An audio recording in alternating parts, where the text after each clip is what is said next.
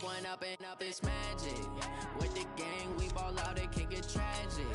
All we got, we gon' let you have it. Stuck in my ways, think I need to change my habits. What would you do if you were me and didn't have it? Look in the mirror, now I'm feeling like a savage. Tell my son I love him, for him I'ma make it happen. Now my dream's reality, not going back to. You say that you proud of me, I turn my back, you laughing. Now I hit the scene, they like lights, camera, action. Living in a dream, now my music, they be blasting. Step out, I'm a star, always. Hey everybody, it's the coach, and this is Monday Night Football on EA Sports. Straight ahead, we've got a terrific matchup on tap between the Atlanta Falcons and the Carolina Panthers. I'll be back at halftime to look at some of these stats and scores from Sunday's action. But for now, it's Monday Night Football. And to call the action, here are Brandon Godden and Charles Davis. EA Sports coverage of the NFL takes us to the Carolinas and Bank of America Stadium here in Uptown Charlotte.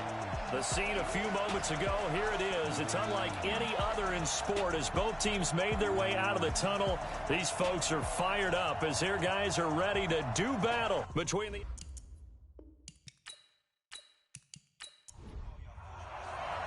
The shadow's starting to get a bit longer. Week 10 of the NFL season is here, and we're underway on EA Sports. This is taken at his 4. And he'll take this across the 25, couple extra yards up to the 27-yard line. So here are the Panthers now for their opening drive. And they'll be led out by the NFL's most valuable player from 2015. It's Cam Newton.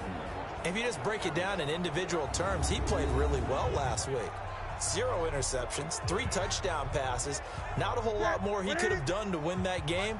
But you know something's funny, when we talked to him, all he focused on were throws he missed, other opportunities that didn't get done. Good sign of a leader. Great sign of a leader because they didn't win, and that's all he cares about. And he's going to be down at the 35. Gain of 7. 7 yards, the pickup on the pitch and catch. Defensively here, you're facing a top 5 team in terms of points scored in the NFL, so when they're that high-powered, you've got to find a way to hold them under 20, because to me, that's the magic number. 20 points scored, you give yourself your best chance to win. So if they're up around 24, 28, 30, they could be in some trouble. And I think so, because then you turn it into a shootout, and that means your offense has to keep pace. Able to get 7 on that first down pass play. 2nd and 3. This is McCaffrey, and he'll be brought down shy of the 40 at the 38-yard line. 4 yards the pickup, first down. So here's a 1st and 10 at the 38. They'll run with McCaffrey, and able to get a couple as he's across the 40 to the 41. And the offensive starters for the Panthers. And I think we'll see a renewed sense of urgency out of this team this week, because they have to make sure they don't waste this homestand. They had a home game last week, lost it. Now they've got the 2nd straight. They've got to take advantage of it, get a win before they head out on the road. On 2nd down, McCaffrey. And he is met quickly in the backfield. Down he goes, folded like a lawn chair. It's a loss of 2, now 3rd down. Nice play right there to stop him behind the line, but I want to see how this defense continues to play him here in the first half. Yeah, we know, you know better than I, he has the ability to take over a game, so what do? Yeah, I think you have to make sure that you bottle him in at varying levels, because if you crowd everyone to the line of scrimmage, if he breaks through, it's nothing but room to run. This one complete into the hands of Higgins. And he's going to be taken down here with a penalty flag on the field.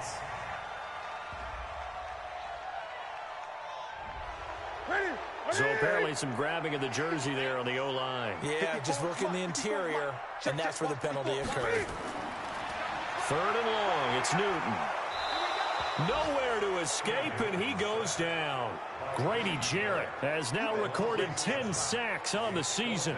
It always helps for a visiting team to come in and set the tone on defense. In fact, when we talked with them prior to the game, they said they wanted this home crowd to feel like they had to hide their valuables when they were in town. Well, the home crowd quiet now early. See if their offense can take over and get some points on the board. So on 4th down, kicking it away here, Michael Pilardi. And he gets this away, and look at this. This is a good one. This is taken at about the 14. Officially, that'll be a 63-yard punt. Well done. And the Falcons will be taking over 1st and 10. So here come the Falcons now to get the football for the first time. And they'll be led out by the man running the show, Charles, their quarterback. And I liked what his head coach told us about him this week, that no matter what happens, whether he throws 7 interceptions or 7 touchdown passes, he's the same assertive leader in the huddle on each and every play. He can throw the 7 interceptions, just blame the football, blame anything else, and still carry himself like he is the man. It's like you, assertive in our production meetings. Well, especially when we're talking about ordering dinner, ordering some snacks. I was just going to say. That's where I go.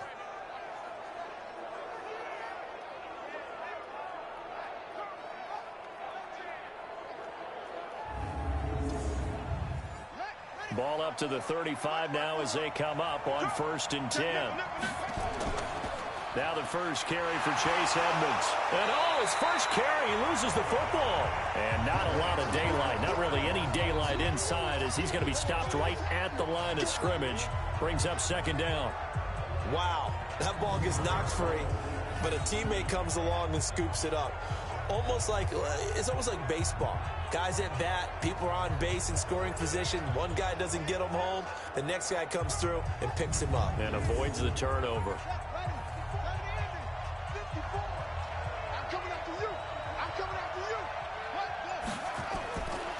Back to throw now on 2nd and 10. That's caught by his tight end, Gerald Everett. 4 yards on the completion, and it sets up a 3rd down.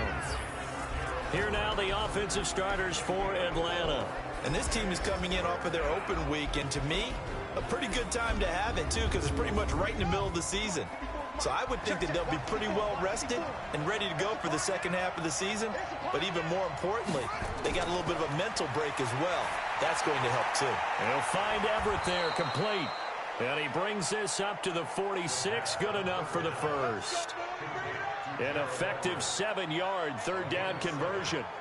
One thing you're hoping for when you run drag routes, you're able to hit a receiver in stride, and he can pick up a lot of yardage after the catch. But in this situation, the defense was effective, able to stop him before he could get a good head of steam going. Couple of first downs to kick off the drive. Here's 1st and 10 up at the 46. This thrown quickly out to Jones. And the ball is out. Jones got hit and lost it. And it's picked up by the Panthers. And his guys are going to get the football at their own 47-yard line.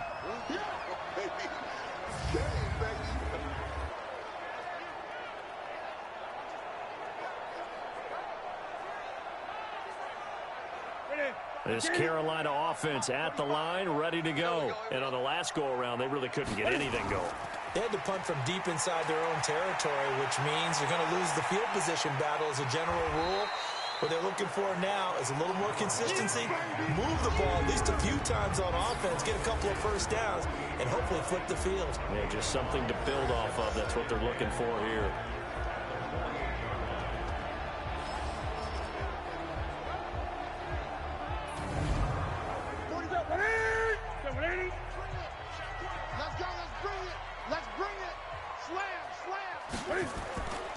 Newton going to hand it off to McCaffrey. And this is going to be back-to-back tackles for a loss here as the Falcons defense yet again drops him behind the line. They tried to run the counter, just that the defense wasn't fooled. And when they're not fooled, you see the end result, because what you're doing there, you mentioned the counter. You're using your offensive linemen sometimes to pull or move to influence the defensive front to go in that direction and create the space back in the other side and block it appropriately. But you're exactly right. Didn't move him, sat there waiting for him and made the play. Now throwing on 3rd down there, but he cannot connect. Didn't have a receiver open downfield, and as it turned out, couldn't even find his outlet man because of the coverage. It was way too tight, unable to find anyone open.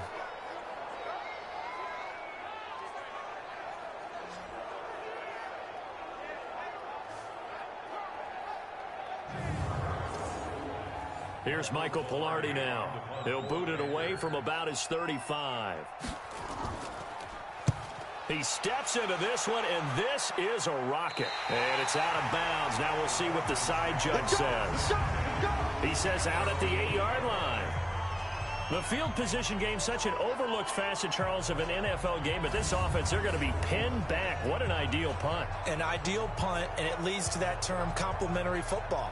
Because them doing that puts their defense in a great spot, doesn't it? Gives them a chance. If they want to be aggressive, try and maybe get a safety out of this whole thing, it puts them in that position.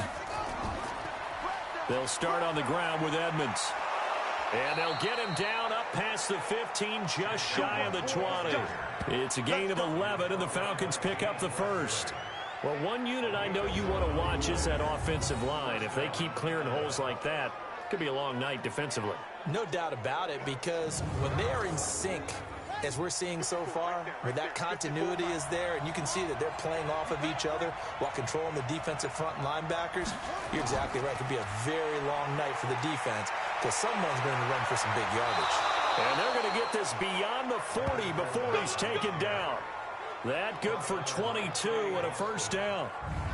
Sometimes those lines that are drawn on a grease board or in a playbook, they come to life out on the field, don't they? And we just saw down that outside handoff to the right. That right tackle, he gets excited for that call, doesn't he? He does, because he just wants to dominate his guy and say, listen, I was the point of attack. I took care of business.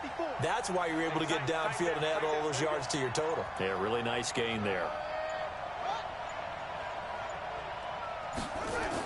They'll run on first down, Edmonds. And he'll push this forward only to about the 42-yard line. 2 yards on the carry there. It'll be second down. Defensively, here are the starters for Carolina. They're going to need to be strong against the run in this one. This is an area of the game that they definitely have to improve because right now, against the pass, top 10 in the league. But against the run, that's where the struggles have come in. You've got to find a way to make sure they stop runners before they get started. Here's 2nd and 8.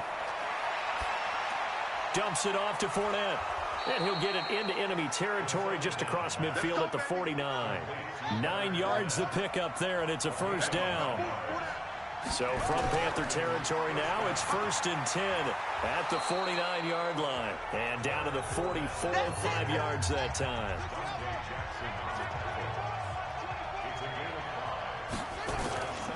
On second down, this is Edmonds. And he is met in his tracks behind the line of scrimmage. He lost 2 there, and it's 3rd down. Another scouting report on him is that he doesn't possess the eye discipline to be an elite linebacker. And what that means is his ability to read, react, and make a play. But on that one, he looked like one of those guys. And they'll need the 39 here for a first. This is 3rd down. They'll look to throw. Nowhere to escape, and he goes down.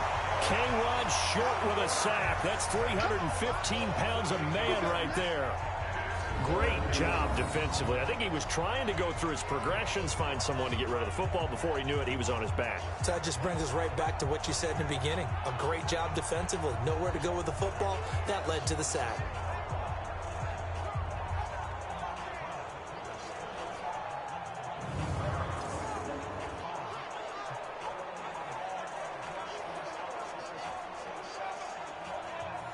The Falcons send out their punter. Christian McCaffrey deep for Carolina. He gets us away. It's a good one. Drawing toward the sidelines. And this one's out of bounds. Should be inside the 10, I think it is. At the 6-yard line. So they'll play the field position game here as a very nice punt is going to pin them back. Yeah, it's almost like watching a game of tennis, or do you prefer ping pong? You know, back and forth like that? That definitely was excellent, wasn't it? Carolina getting set to take the field. They're going to have to go at least 50, 60 yards here if they want to ensure that they don't have to punt the ball like they did last time. Yeah, so what you're saying is we're not playing to just get out of the shadow of your own goal line, right? You're playing to make sure the punter doesn't see the field again. So it's not picking up a couple of first downs. You want to pick up 5 or 6 first downs and make sure you move the ball into their territory. Grady Jarrett with the tackle. To throw on 2nd and 6. Newton. Pressure gets to him, and down he goes. Back at the 4-yard line. Emmanuel Ogbah. Credit him with a sack, and it goes as a loss of 6. I think most quarterbacks would love to have the goal line actually extend up into the air and turn into a wall. They can put their back against it and know exactly where they are on the field so they don't end up in the end zone. Didn't do it on that play, but perilously close to the goal line. After the sack, they'll come up now 3rd and long. Yeah, I wouldn't be surprised to see them run the ball here just to try and get some space. 54, right there. 54, Mike. And he's got the hook up to Moore. And he'll be taken down for a loss back at the 3. Tough sledding. They lose a yard there on 3rd. If you're a selfish player and you're throwing the ball, you're cool with the completion. Maybe not so cool with the yardage loss, though, huh? Yeah, you went backwards on the yardage. Hey, it kind of works like a sack for the defense there. Yeah, it's a really big play for them, right? Able to figure it out, sniff it out, and finish it off. Here's Michael Pilardi now as he's on to punt for Carolina. And he's able to get it out of there, and this is a pretty good kick. This is brought in at the 21. A big hitter that time in the punt game. 66 yards on the boot. And the offense will take over with a new set of downs. Here comes the Atlanta offense now ready to take over here. And it's only November, but the playoffs, we know how it works. They'll be here before you know it. If it ended today, they would be the #1 seed. And that's a great spot to be in, but I love the phrase, if it ended today. And I'll guarantee you, that's what they've discussed in their locker room, in their meeting rooms. Yeah, we know where we'd be if it ended today, but we also know it's not ending today. Right. So they've got to continue to play the type of ball that put them in the spot where they're #1 in their conference.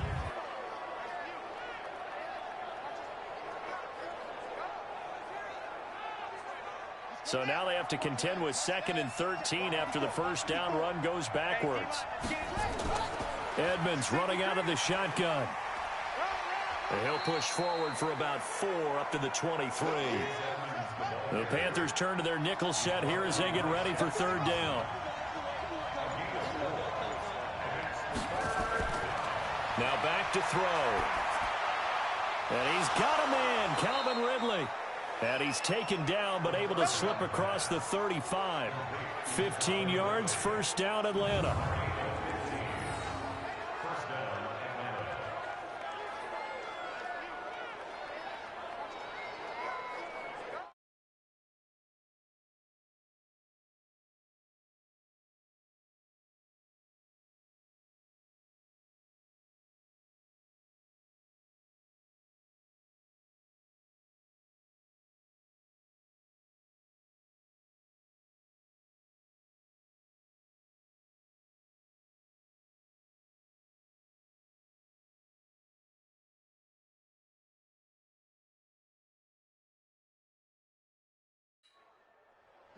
Line of scrimmage, the 37 on 1st and 10. Let's get it together, defense. Let's get it together. Now Leonard Fournette, and he will lose yardage back to the 34-yard line. That's going to go as a loss of 4, and it'll be 2nd down. Let's get it.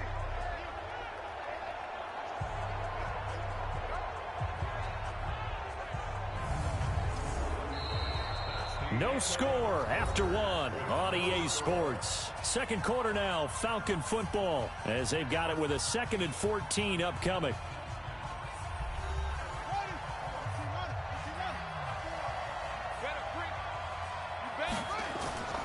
On 2nd down, here's Fournette. And he'll rumble for about 5, up close to the 40. The Falcons on 3rd down. They've been okay, 2 for 3 thus far. This is 3rd and 9. Back to throw here. And that is incomplete.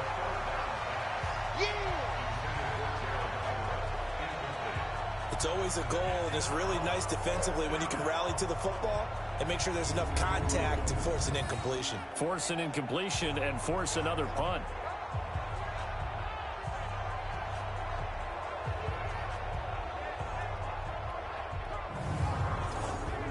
The Falcons send out their punter as he'll punt it away for the 2nd time. And this is away. It's a high kick, and he got all of it. And that is much too long. That's into the end zone for a touchback.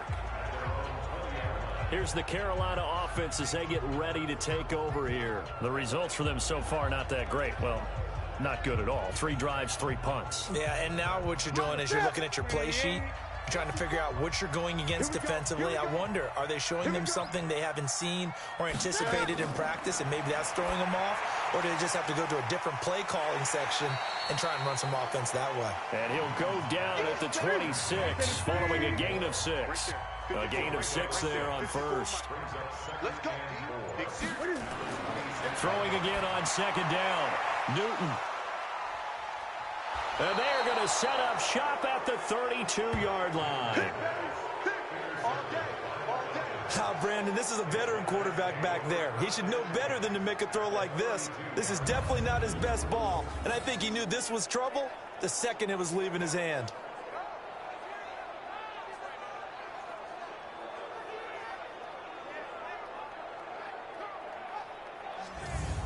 Atlanta now coming out on the field. We've seen both of these offenses still sort of in that figuring things out phase, but I suspect some action on the scoreboard soon as they start out here 1st and 10. From the 32 now, here's 1st and 10. Here's a play fake as they set up to throw. Under pressure, and he will go down. Sacked back at the 38. In on the sack, the former Buckeye, Tyquan Lewis. Well, you don't usually get a sack from a nose tackle spot, but we got one there. No, we don't, and a lot of the times in passing situations, they end up off the field anyway. So how happy was he to work his way back to the quarterback and put him on the ground? He's going to have to put a nickname after something like that, some Big Jelly or something like that. So 2nd and long, and got to be careful not to fall out of field goal range. And the pressure gets to him again.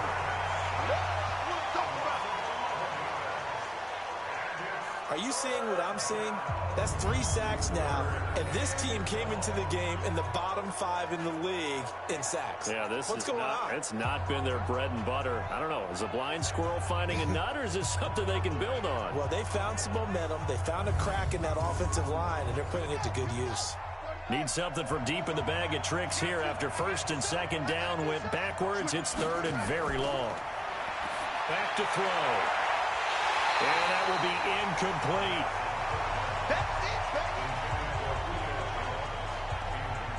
You hear the calls for a penalty, but I just don't think so. I think in this situation, the defender was making sure his guy couldn't hold on to the football. So I don't see anything that warranted a flag. No, I'm with you. There was contact, but I'm happy they kept that flag in the back pocket. The Falcons send out their punter as the drive goes backwards, so he's on to punt it away. He's been a busy man here in this first half as he gets it away. That'll be out of bounds, and how good was that? They'll say the 3-yard line. That's where they spot it. That is how you flip field position. That's an absolute bomb of a punt. Downs it inside the 5-yard line. Absolutely ideal. From that position, you're hoping to get it down inside the 15, inside the 5. Superb. Let's go, D. The drive begins with a run by McCaffrey. And able to get it across the 10 to the 15. 13 yards, 1st down, Panthers. I guess it's good we can't really read the mind of the defensive coordinator now, huh? Adam Penn back there deep, give up that run. Can't be happy. Yeah, whatever is in his mind right now, we probably couldn't say over the air. Now they have a little more space to maneuver from the 15, 1st and 10. Now a run with McCaffrey. And he'll lose yardage here, back to the 15. It's a loss of a yard there, and it's 2nd down. Anytime you call an inside running play, you just know there should be a lot of congestion there. You're counting on your offensive line to take control of the line of scrimmage. That didn't happen in this case, and that play got bottled up.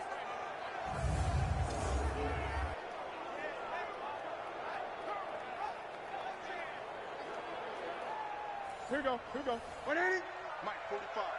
Let's go. Let's get this ball back for the offense. Let's go. Here's McCaffrey. They get 11 back on that one. It leads to third down. The offense on third down tonight, 0 for 3 to this point. They could use a conversion. They're looking at third and a few inches. Cam's going to run the option right. He can run for it, and he will. And he's able to get it to the 31, and that's enough for the first. He has enough for the first down on the keeper, a gain of 6. And while it's highly unusual for NFL teams to think about using their quarterback on key third down runs, none of those teams, save one, has Cam Newton. He's unique, one of the biggest quarterbacks you'll ever see. Give him the ball. Let him pick it up. This offense finding its legs now. Here's another 1st and 10.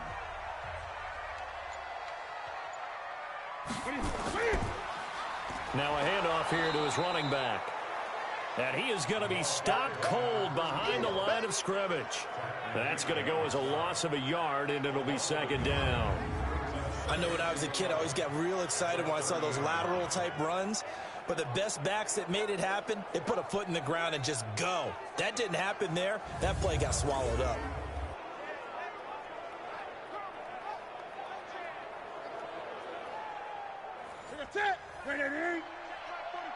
Let's go, team. On 2nd down, Dobbins.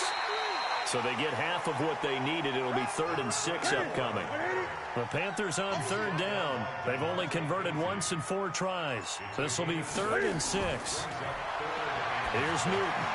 And that's knocked away and incomplete. Good coverage that time by the linebacker, Deion Jones. Well, he leads the NFL in interceptions and nearly added to that total. Got his hand on it, couldn't quite corral it. It's been a Pro Bowl-type season for him, and the term ball hawk really comes into play, doesn't it? Yeah, I like that one a lot because teams want to avoid that type of a player, but sometimes you just can't. He just knows where the ball is. Pilardi now on to punt as he sends this one away. That'll be a 48-yard punt, 1 yard on the return. And the Falcons will get it 1st and 10 from deep in their own territory.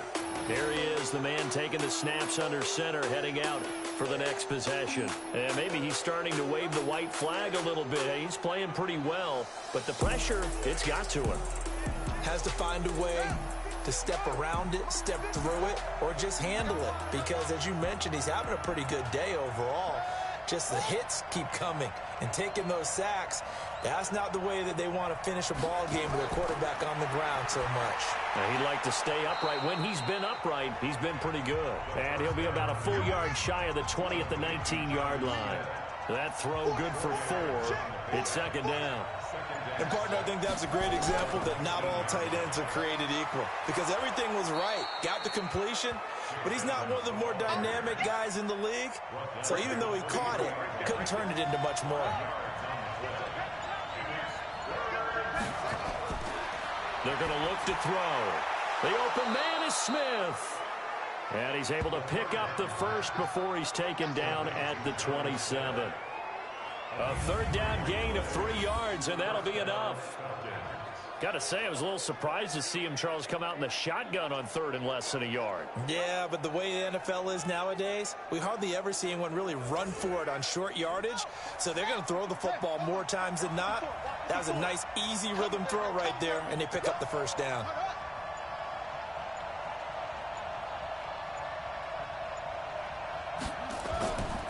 Fournette, a 1st down carry. Call it a gain of 4 on 1st, and that'll make it 2nd down.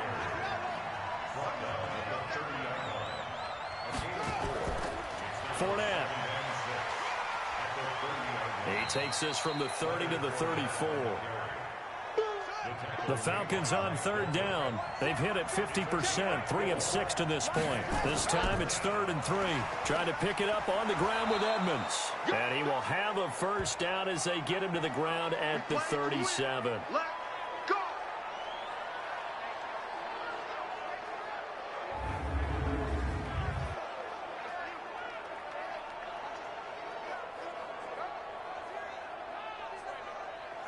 Line of scrimmage, the 37 on 1st and 10. What we got? What we got? What we got? They'll set up to throw. This pass going to be caught by Hardman. 2nd and 5 after the 5-yard completion on first down. Jones has it. No gain that time on the completion, and it'll be 3rd down. And on 3rd and 5, this will be the 8th play of the drive. They'll drop to throw. That's complete to the tight end, Everett. And, boy, he is very close to a first down, but from where they're spotting that football, he's going to be a foot or so short. Just a 5-yard pickup, and it leads to 4th down. So much about offense is what you call hidden yardage. You know, you throw the ball to someone, they catch it, and then they can make a big play. You know, they create a play, run after catch. They did a really nice job there of limiting that and keeping him from a first down. Now stopped him in his tracks. The Falcons send out their punter. He's been terrific so far. Averaging over 50 yards a punt so far as this one's away. And this will carry out of bounds. Where are they going to spot it now? At about the 18-yard line, it looks like. Carolina getting set to take the field. They've been playing the field position game thus far. No score, 2nd quarter as they come up on 1st and 10. So Newton and the Panthers come up now 1st and 10 at their own 18. They start on the ground with McCaffrey. And he'll be taken down, but not before he gets this football out shy of the 30 to the 29. 11 yards and a Panther first down. We don't talk about it very often, but sometimes there's a dip in intensity when you start the second half, which can manifest itself in some sloppy tackling. And how about right there? He ran right through that weak tackle attempt.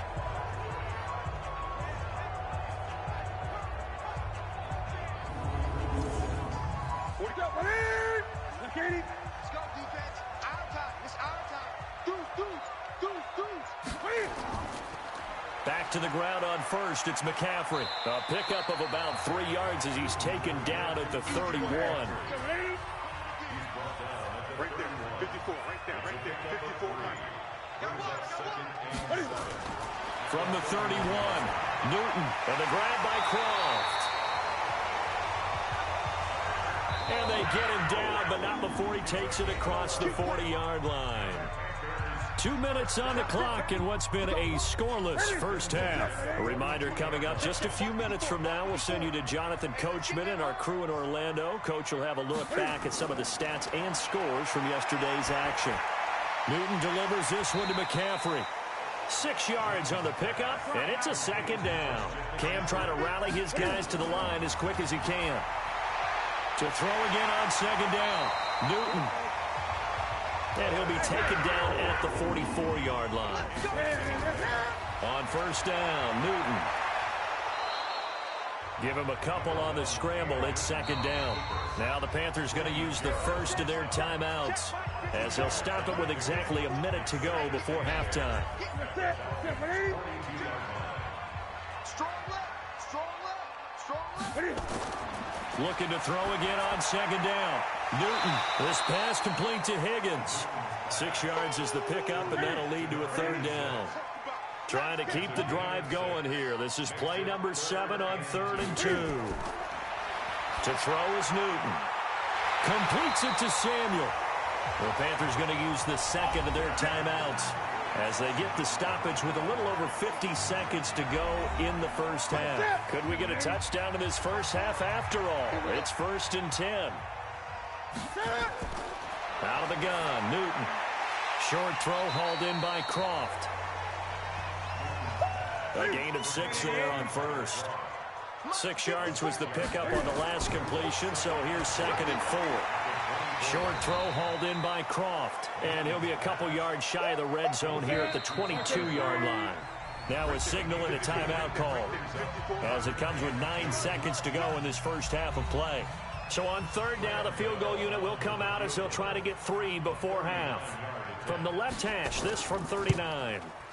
And the 13-year man puts it through, and we have action on the scoreboard just before halftime. It's 3-0.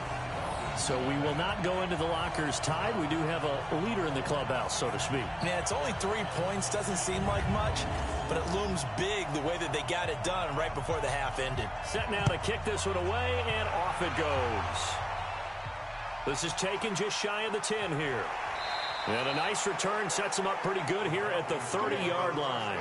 Trying to get one more in here before the quarter breaks. They'll throw now on the final play. He's going to loft one deep over the middle. And that'll wind up incomplete. Try to give his man room to run under it, but it's second down.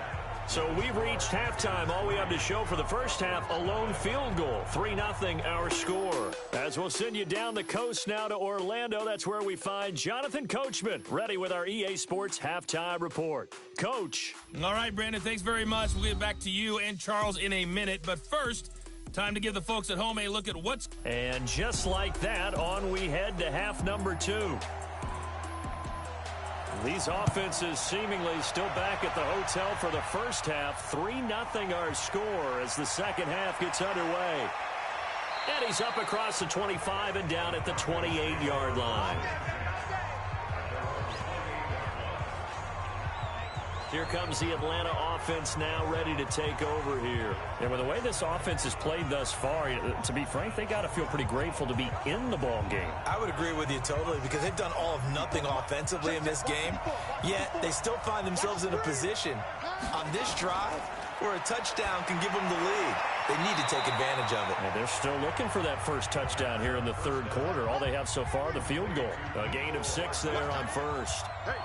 6 yards was the pickup on the last completion, so here's 2nd and 4. Here's a quick hitch route and the throw complete. And he'll get up to the 43-yard line. 9 yards the pickup there, and it's a first down. This quarterback now 14 out of 17, 82%, and it's 1st and 10. And they're going to get about 3 here out of this first down run, and that'll bring up 2nd and 7. Shaq Thompson on the tackle that time. Another carry now for Edmonds. And down he goes at the 49, a 3-yard pickup. These guys have punted 4 times already, and they're staring at a 5th, barring a conversion here on 3rd down. He'll drop to throw. It's caught. Jones. And he takes this one down almost all the way to the 30. Let's go, baby. Let's go. And he's top 5 in the league in terms of receiving yardage because of plays like that. What have you seen from him on film that you like so much? Well, I'll strip away everything else and get to what we call the moment of truth. When the ball's arriving and there's a defender there, he just comes down with the ball. He competes and takes it away. Great hands, great ability to finish the catch. So from Panther territory now, it's 1st and 10, down at the 31. They'll set up a throw. Completes it to Hardman. Now after the completion, we're going to get a timeout, an injured player. While the training staff works on him, we'll step aside and be right back.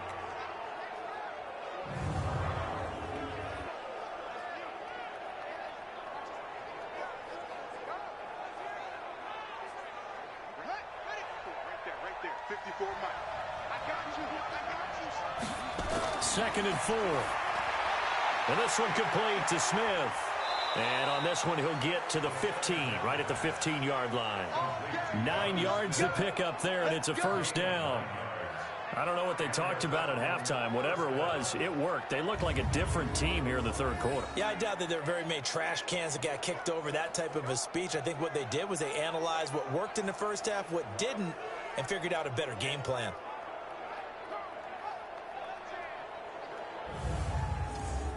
Took till the second half, but finally a red zone opportunity here. They've got a 1st and 10 at the 15. He'll look to throw. And he's got it. And they corral him just a couple yards shy of the end zone. The Falcon passing game looking good on this drive as they get the first down. Again, he'll drop to throw. And that will be taken in by Ridley for a Falcon touchdown. Calvin Ridley, his 4th touchdown on the year. And the Falcons have taken the lead. And all about timing there on that short slant, Charles. Exactly right. That was timed up so well. The route, the throw, touchdown.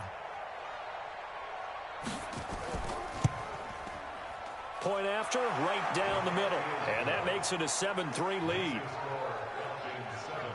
So that drive consumes 9 plays all told. And the end result, an Atlanta touchdown.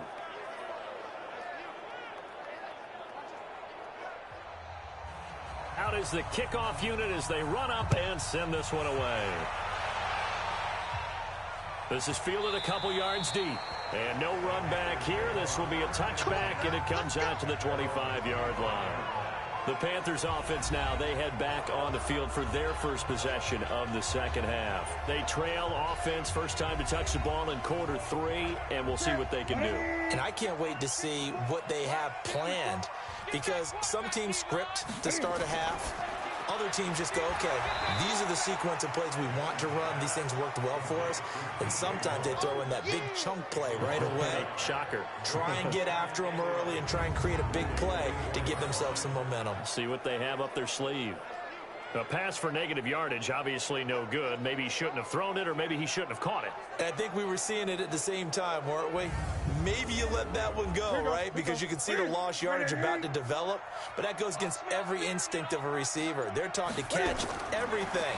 So it's really hard to be mad at him and yell at him for trying to make that play. 8 yards on the completion, but now they face third down. These guys have punted 4 times already, and they're staring at a 5th, barring a conversion here on third down. Newton to throw. They'll set up the screen to McCaffrey, and he will have a first down as they get him to the ground at the 37. At 5 yards on the play there, as the drive will continue. And we see another pitch and catch there to the running back. This position just continues to evolve. They become just as critical to the passing attack as a lot of receivers, tight ends, because their ability to make people miss in the open field can really generate big plays for an offense. Now whistles. Flag down, and I believe one of the Panthers got moving early. Maybe anticipating a blitz, and they jumped. Yeah, and if we saw it, you know that they saw it. The bad guys might have been coming on that play. Had to pick them up, and they jumped. A false start backs them up 5, 1st and 15. McCaffrey following the penalty. And he will lose yardage here to the 31-yard line. It's a loss of a yard there, and now second down. After seeing that, maybe time to go back to some downfield throws here. Yeah, anything. Change it up, because the teams that win, the best teams, they're the ones that make adjustments. Doesn't mean you can't come back to what you thought you could get done. Sometimes when you open things up a little bit, you can get back to what you wanted to do before. Now on 2nd and 16. Newton, and he's got the hook up to Moore. Big play coming up. Here's 3rd and 10. I would expect to see some pressure here. And the blitz does come. They'll roll him out right. He may try and run for this. And he'll slide down to avoid the contact. Newton able to use those legs and get past the marker to pick up the first. So an instance there of Cam being Cam. We know he can use his legs. And with that big body, it's hard to get him down, even if you get a clear shot on him. Plus, he moves it a lot faster than what people think. And boy, does he have fun playing the game of football. Still in search of their first touchdown of the game, but they're on the move. 1st and 10. From the shotgun to McCaffrey. He'll get about 4 here, down to the 43-yard line.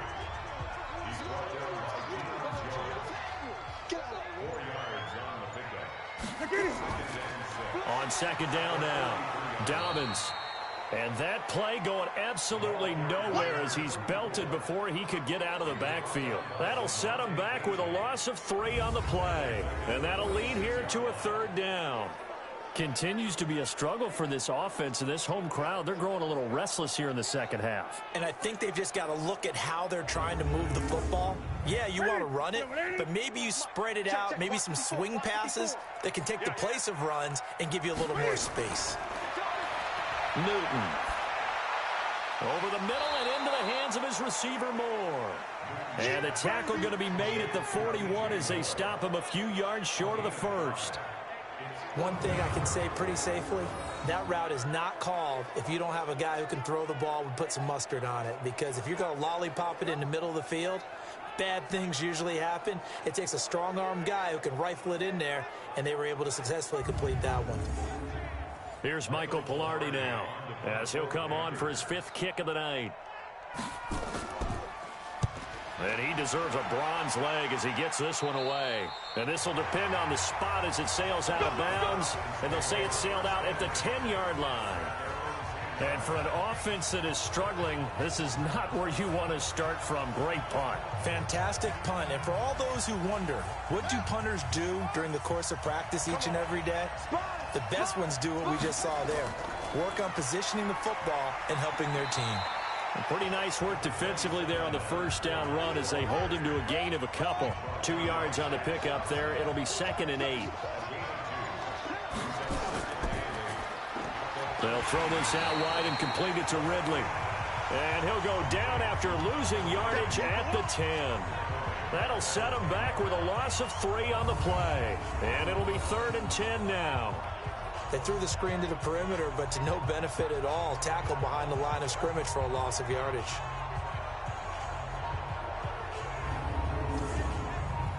And on 3rd down, a nickel formation here defensively. They'll look to throw here. This one complete to the running back, Chase Edmonds. And he works it across the 25 before being tackled. It's a gain of 16, 1st down Falcons. I know most of the time when the ball's in the air, you're thinking wide receiver, tight end, but running backs, they can be a big part of any passing offense nowadays.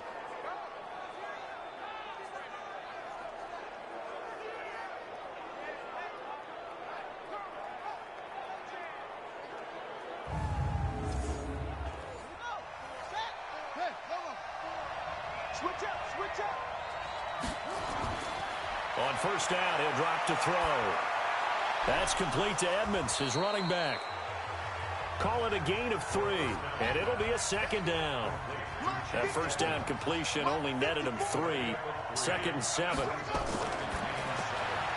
And he gets this one to Ridley complete. That one good for the completion percentage, but no gain. It'll be 3rd down. They're going to look to throw. Jones has it. And brought down, but not before reaching the 45-yard line. 17 yards and a 1st down for Atlanta. If you're going to blitz, likely going to leave you in man coverage with this guy, and that is less than ideal. It is, because just about any offense that has an elite receiver, if you blitz and have him in man coverage, you're going to him, even if he has an elite defender on him, because he usually knows where the ball is before the defender does. So after 2 first downs, they get another here. 1st and 10 at the 45.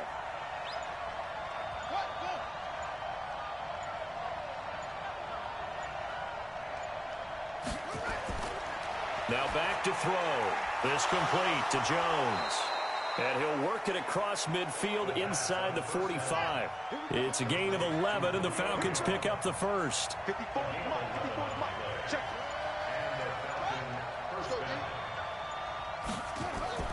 They'll run on 1st down. Edmonds. And he'll get it inside the 40 to the 39. In on the tackle there, Luke Kuechly. Brings up 2nd and 5 at the Panthers' 39-yard line. 1 quarter remains here as we wrap up the week on a Monday night. This is the National Football League on EA Sports.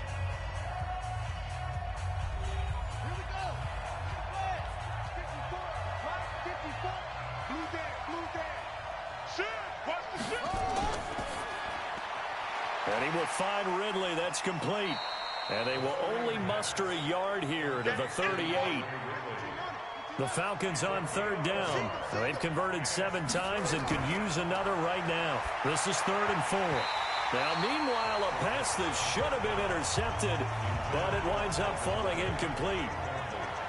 Not only was the call spot on, how about the execution of that defense right there? The zone was absolutely locked up tight. He was trying to force it in there on 3rd down. But if there's a time to force it, he felt like he needed to make a play, right? Yeah, exactly right. 3rd down, you got to try and find something. There's nothing available there for him. And that will wind up just short. He had it on line. It ran out of gas at the end, and this score will stay right where it is.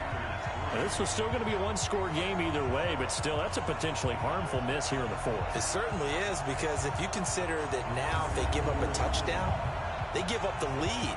So he might be getting the side eye by the defenders coming out on the field now as he goes back to the bench after that miss. Here's the Carolina offense as they get ready to take over here. These guys had to punt their last possession, and that's become too familiar of a refrain. Too many of these drives just wound up going nowhere. But you know how in baseball, when the pitcher gets a base hit and he's on base, they bring his jacket out to him to keep him warm? A lot of times the punter goes to the sideline.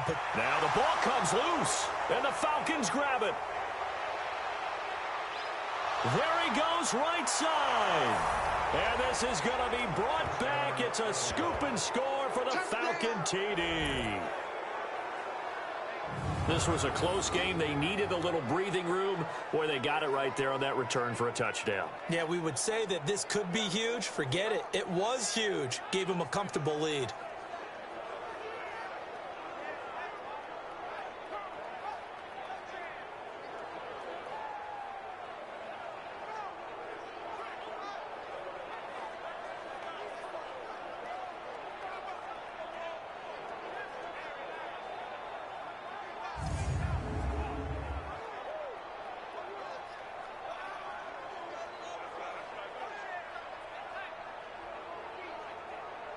Point after here coming up.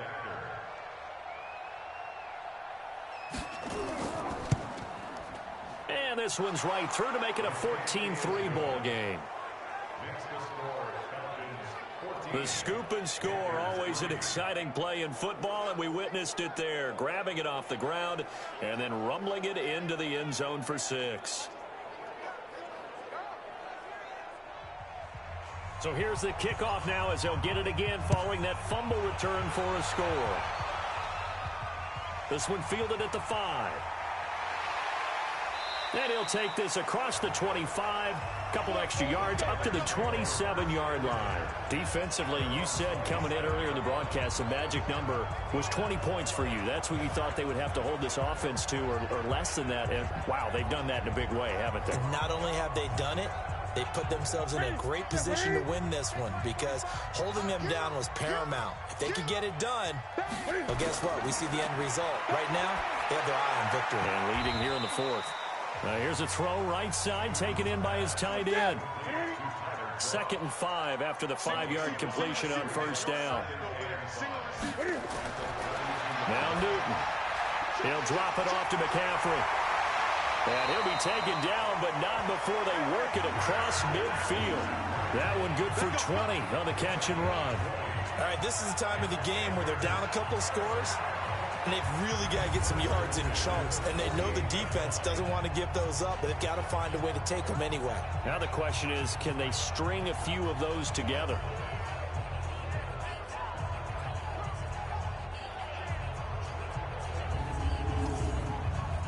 From Falcon territory now, here's 1st and 10 at the 48-yard line. Draw play as Newton gives to McCaffrey. And that didn't fool anybody. He's going to be dropped in the backfield. Call it a full 3 yards in the wrong direction there. Brings up 2nd down. Well, that's pretty symptomatic about how things have gone here. That play was just shut down right from the start. And not going to give them a lot of confidence to help turn things around. Here we go,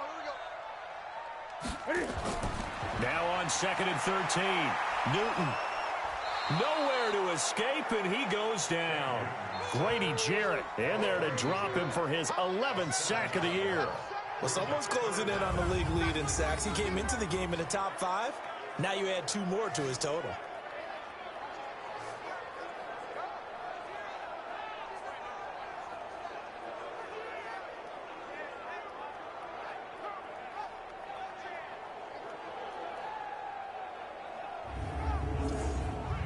So now Cam leads the Panthers up following the sack. Carolina facing 3rd and long.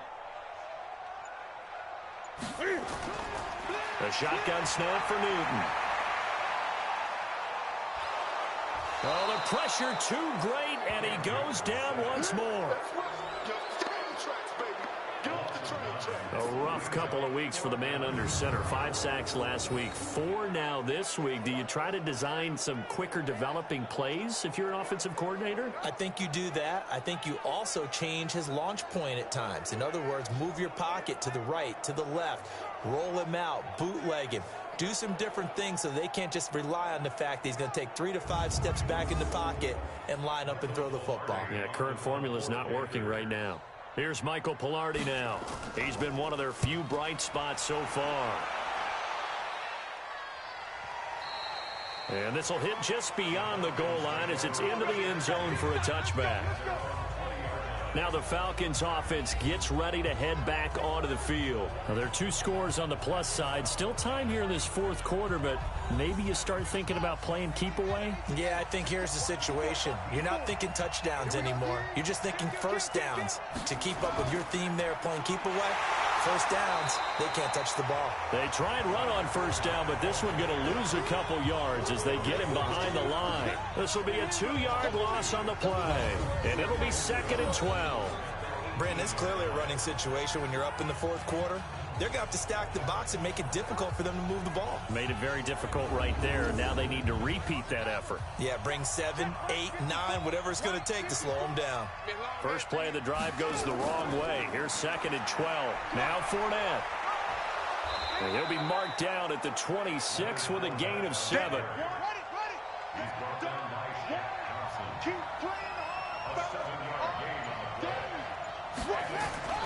Draw play, Edmonds. And he's got the first down, yardage before being taken down at midfield. Brandon, sometimes it just comes down to the power of suggestion, because I know exactly what they said all week long. We're coming off the open week. We'll have the fresher legs in the 4th quarter, and they will wilt when we get to that point. And right now, it appears that they're thinking that exact thing. Yeah, offensively, they had the bye last week. Defensively, did not. Is that really a big factor? Is that more talk during the week? I think the more that you talk about it, the more that you emphasize it, the more sometimes it comes true for your team. Just like that. Just like that.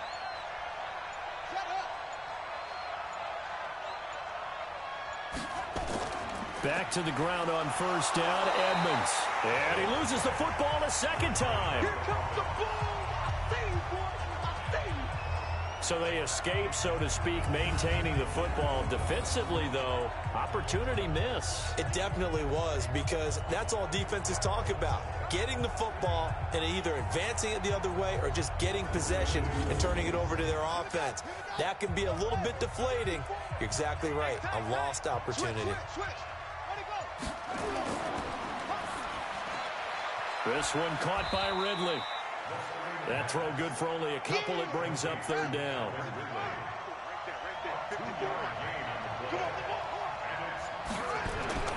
On 3rd down, he'll drop to throw. On the screen, this is Edmonds.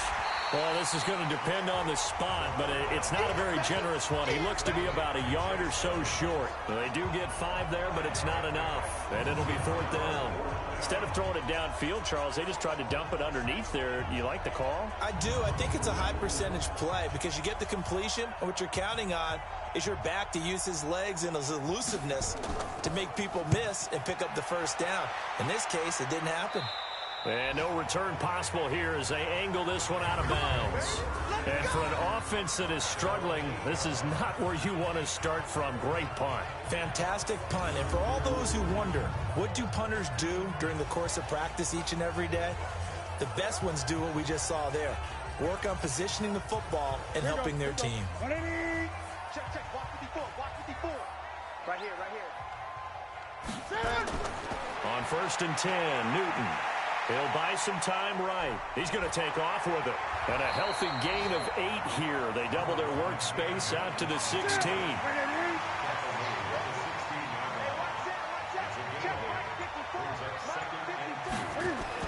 Throwing again on 2nd down.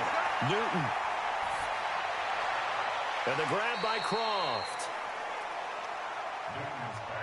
The Panthers on 3rd down. They're right at about the league average, 40%, 4 for 10. They need just a yard here. It's 3rd and 1. And he finds a man. It's McCaffrey. And he's going to get the first down here as he's taken down at the 22. 5 yards is the pickup there as that extends this drive. This possession means so much for them. They've got to focus on this drive and find a way to make this a one-possession game. Yes. Got to get a score. Yeah, so good with a field goal. Don't necessarily need a touchdown.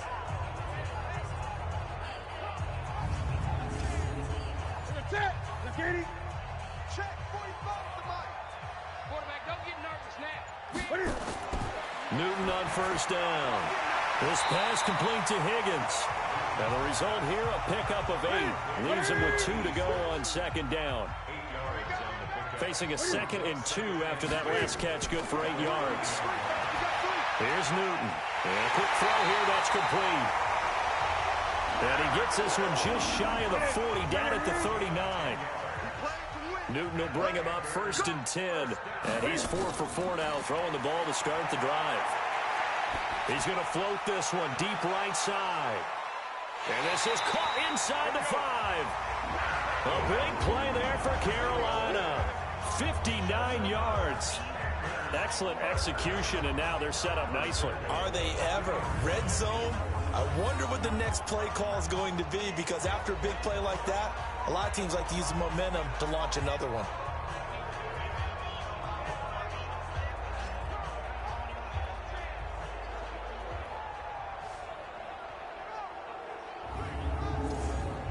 They come out with 1 back and 3 tight ends. 1st and goal, and they got to be thinking a chance to get right back into this football game. Nothing doing there. They're going to wind up holding him at the 2. No gain there, and it's going to set up 2nd and goal. 2nd and goal, and they will try again from the 2-yard line. Watch the run. Good shot, baby. That's a baby shot. Throwing is Newton. Flushed out right, and he will score. Touchdown, Panthers. Cam Newton, his 19th touchdown now of the season, as his guys are back within a single score. Well, this was a pass all the way, but he just kept buying time, didn't he? It was kind of like, wait. Oh, it's open. Time to hot-foot it and go. And, boy, was he successful. Yeah, didn't go to the outside toward the pylon, just straight ahead, middle third of the field. Shortest distance between 2 points. Straight line. They'll try and run it here, but he will not get in here. He's stopped up short of the goal line, and this will remain a 5-point game. So the defense gets the stop. I know it's situation to situation, but who has more pressure there, offense or defense, when they go for 2? I truly believe it's the defense has more pressure, because the offense has an entire playbook wide open from the 2-yard line. You can run it, you can throw it. So defensively, I think most teams are going to be aggressive and force the issue and try and bring pressure. A 5-point game now as here comes the kickoff. Fielded about a yard deep. They'll bring it back to just about the 25, call it the 24-yard line. So out come the Falcons now. And a tight game after punting last time. See if they can get something going on this drive. As they head to the field now, with the game this close, you've got to feel there's a sense of urgency for them going on offense right now. But they have to do it without letting panic creep in and affect their play. A lane opens up that time as he'll be brought down just short of a first after a gain of about 9. Give him 9 on the carry that time, and they're set up with a 2nd and 1. Fourth quarter, down to the final 2 minutes, and we've got a 1-score game. So it's Falcon football as we welcome you back. And let's see what they've come up with offensively after having time to talk it over. And he will lose yardage here to the 31-yard line. And now right out of the 2-minute break, we'll get a timeout used defensively with 1:56 to go. Now, this is a big 3rd down, and you'd have to think we'd see a timeout right away if they can't stop him here. They'll try and run for it with Fournette. And he'll lose yardage here, going down back at the 28. And whistles, and we're going to have another stoppage of play as they call the timeout on defense with 1:53 left. The Falcons send out their punter as he'll come on to kick for a 6th time tonight.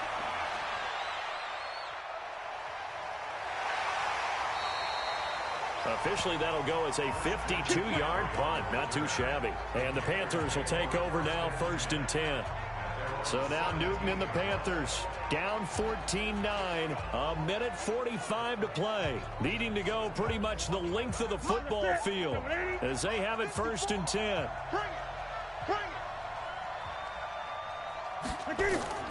Newton to throw. Oh, there's that man again. It's complete. That throw good for 4. It's 2nd down. Now it's Newton. Gosh, given the time in the short game. And this will be caught at the 30. And all the way down to the 26. Now Newton. Open man is Higgins. And he takes it down to the 10-yard line. 15 more there, and they're on a roll. It's another 1st down. And he can't get a throw off. He's taken down. What a huge play at this point in the game. Now the Panthers going to signal for their 3rd and final timeout as they get it with just 19 seconds left on the clock. Pass protection has been a problem all night long as they come up facing 2nd and a bundle. And it's caught. It's a pickup of 17 and a 1st down. One last throw here for Newton.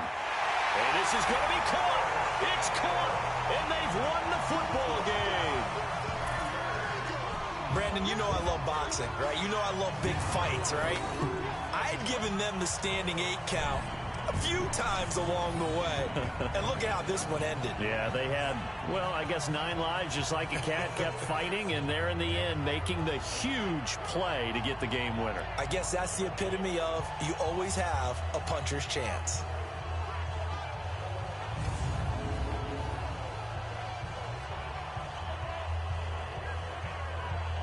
You still have to try the extra point, so this is not a done deal yet. It's up, and it is good. So make this a 2-point victory in grand style. This one's over. Well, that was a fun game to witness, partner. A touchdown there at the very end to win this thing. And that's really where the emphasis is, right? The touchdown to win it. I know that they put a little on top, right? What's your favorite dessert? You know, what do you put on top of your favorite dessert? You put whipped cream. Maybe a cherry. There you go. The whipped cream, the cherry, whatever you want to talk about, that's what they put on it. But the story, the touchdown to win it, that's how they got it done.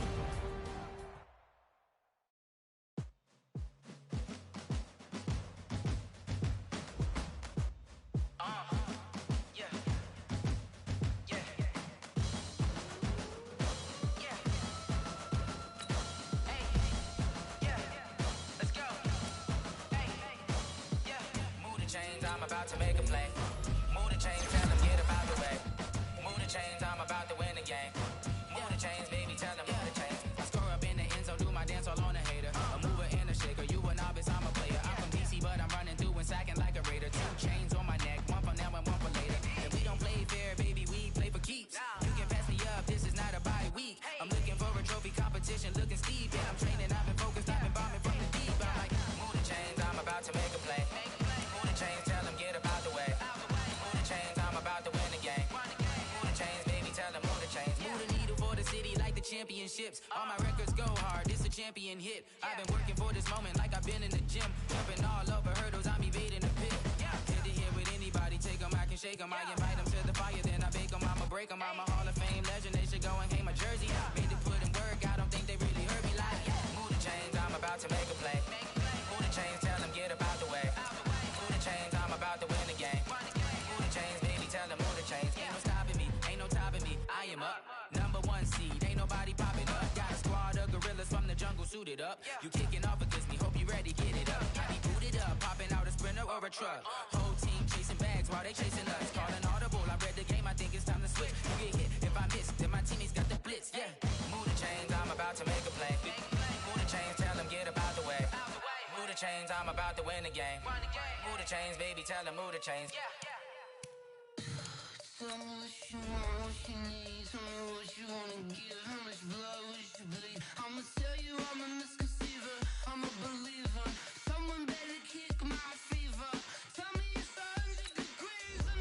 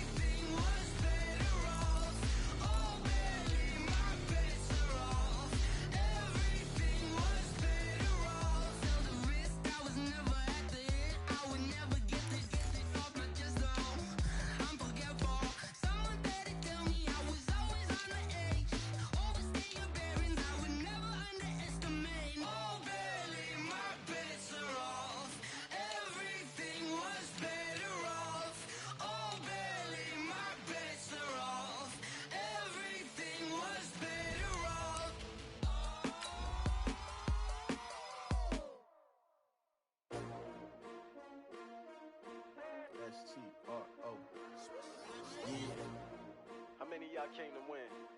Oh, they asking my name, huh? You ready? S-T-R-O, I ain't come to play with you. Yeah. Life challenging, but I wouldn't trade with you. It's early, I'm up. Yeah. I can't spend the day with you. I'm minding my business. I ain't getting paid with you. My color bright. I ain't finna fade with you. Man, I got. I'm the coach. You're locked into the NFL on. Coach, the weather this time of year in the South, perfect. Fall football.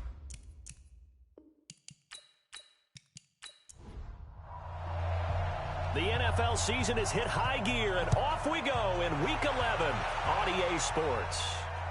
This will be taken in at the 1. And a pretty good return here. He'll be stopped just shy of the 25 at the 24-yard line. So now the Ravens getting ready for their first go on offense. They'll have Lamar Jackson calling the shots, the former Heisman Trophy winner from Louisville. If you just break it down in individual terms, he played really well last week. 0 interceptions, 3 touchdown passes. Not a whole lot more he could have done to win that game. But you know something's funny, when we talked to him, all he focused on were throws he missed, other opportunities that didn't get done. Good sign of a leader. Great sign of a leader, because they didn't win, and that's all he cares about. Throwing on first down, but this one winds up to be incomplete. And now an introduction here to the starting 11 on offense. Let's take a look at Willie Snead, wide receiver, undrafted coming into the league. He's the quintessential coach's son. Knows how to play the game so well and plays it with joy. From the 24, they'll go again on 2nd and 10. Now it's Jackson. He's going deep for Brown. And it's knocked away and incomplete. The safety, Keanu Neal, there to knock that one free. Time for a look at our starters here on defense. Against the pass, they're hoping to trend in the opposite direction, because right now they're ranked number 26 in the NFL. What they lack in pass defense, they do make up for in run defense. They're a top 10 unit against some people trying to move the ball on the ground. But this is a passing league, so there's a conundrum for them. How do they get better defending the pass? On 3rd down, Jackson is going to float this one into a double team, and it's intercepted. Greedy Williams picks it off. Good stuff. Keep doing it. Certainly not how they envisioned ending their opening drive here in the first quarter. Too many ones in this play. First quarter, first drive, first interception thrown. And that last one, that hurts.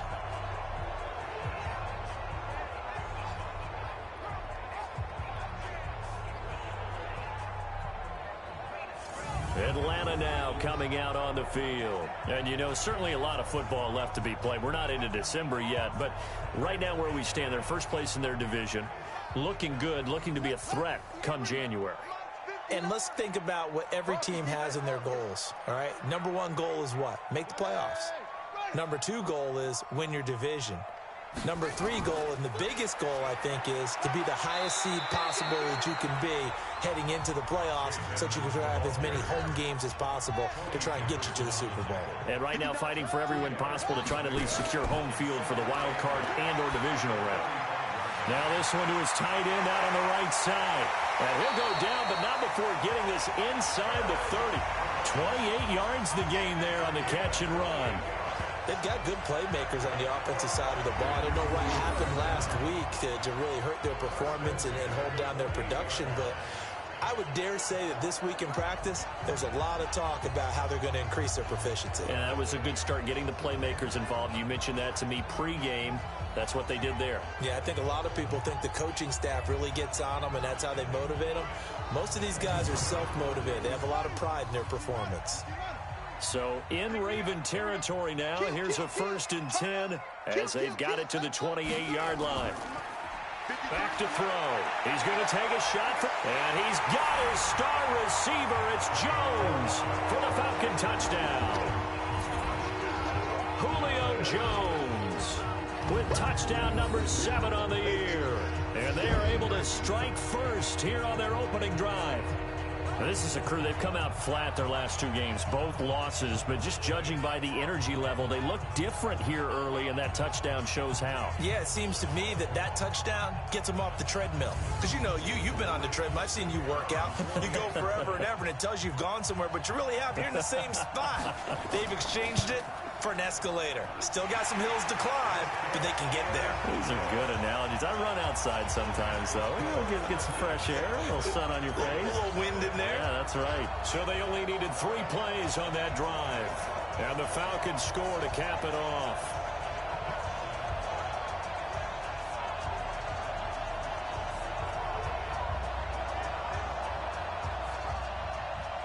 The kickoff team on the field now as they will send this one away. This will be fielded at the 6. And a nice return sets him up pretty good here at the 30-yard line. Now the Baltimore offense heading back out onto the field. They had the interception last time. It led to the opening touchdown. So now 7-0 the score as they start 1st and 10. So 1st and 10 now from the 30. Trying to shake off the interception. He'll look to throw. Oh, a battle for it here, and this will be caught. Just like that, a pickup of 20 on their first play from scrimmage. He missed on his first 3 passes, was 0 for 3. Now gets a connection. Maybe that'll get him going. Yeah, it wasn't a time for panic, but there was some concern because once you start in a certain pattern, you're wondering, can you get out of it? And that flips the other way, too, when you're throwing it really well. In this case, now he's got his first completion. They think he might be off to the races. So 1 play, and they're already just shy of midfield.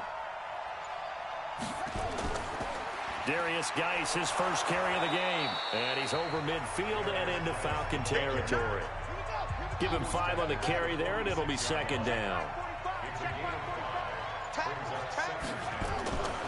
They'll run with Geis. And he'll lose yardage here. Back at the 47. That'll be a loss of a yard, and it leads to a 3rd down.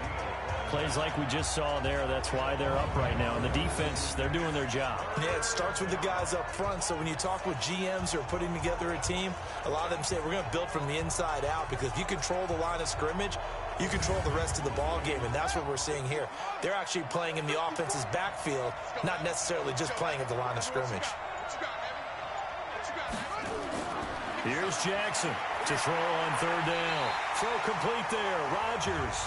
And they're going to mark him down short, maybe by about a yard, if that.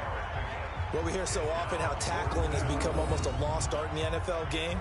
But it's so important to tackle well on these receivers, especially in a play like this one. 3rd down, they gave him the underneath stuff. You got to go up and make the tackle right away. Now Justin Tucker. He has hit from 61 in his career, so he has the leg for this.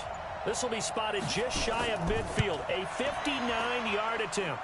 That's leaking to the right, and he missed it by a foot or 2. It's no good, and this score will stay right where it is. Everything looked good. Good snap, good hold. Sometimes, though, the ball just doesn't want to go where you want it, and this one winds up no good. Here are the Falcons as their offense heads back onto the field. Now they'll be looking to duplicate the efforts of drive number 1 that resulted in 7 points in the 7-zip lead. Well, you know how much I enjoy horse racing, right? Looks like they caught a flyer out of the gate, as they would say when you're running the big-time races. It means they get out to a fast start. They're setting the pace, making the other team chase now. No room to be had there on the 1st down run, as he's lucky to get back to the line of scrimmage. Call it no gain on the play, and it'll be 2nd down. All right, quick observation, Brandon, because early on in this game, I'm seeing linebackers putting up their noses close to the line of scrimmage. And my guess is the wheels are turning on that other sideline. As a play caller, you're filing that away right now, aren't you? Yeah, you're trying to find that opportunity later on when you can play action them or stick something to them between the 2nd and the 3rd level.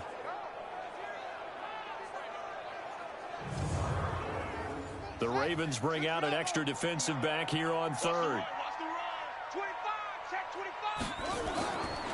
Back to throw here. This one complete to the running back, Chase Edmonds. And he's got this down to the 35. Right about 20 yards on the pickup. Officially, they'll say it's going to go for 19. And just in general, Charles, on a play like that, how tough is it for the defense to account for a running back essentially being a receiver downfield? It's very difficult, especially if the running back has skills like a receiver, and you're aware of that before the game even begins. So throughout your practice sessions, you're going to want to be aware of him. Where is he lining up? What can he do? What kind of damage can he do to us downfield? And who can match up with him without weakening our overall defense? You're exactly right. It's a tough task to match up to him. And if there was a lane there, it closed up quickly as he stopped for no gain. Second down. A first carry for Leonard Fournette. Fournette, first down, still going. Touchdown, Falcons. Leonard Fournette, his first touchdown on the year. And the Falcons push further out in front. And there you go, nothing really too complex. Block, keep to your assignments, let them run it in. They did it. Fundamental football. Good blocking beats good tackling on that play. End result, touchdown.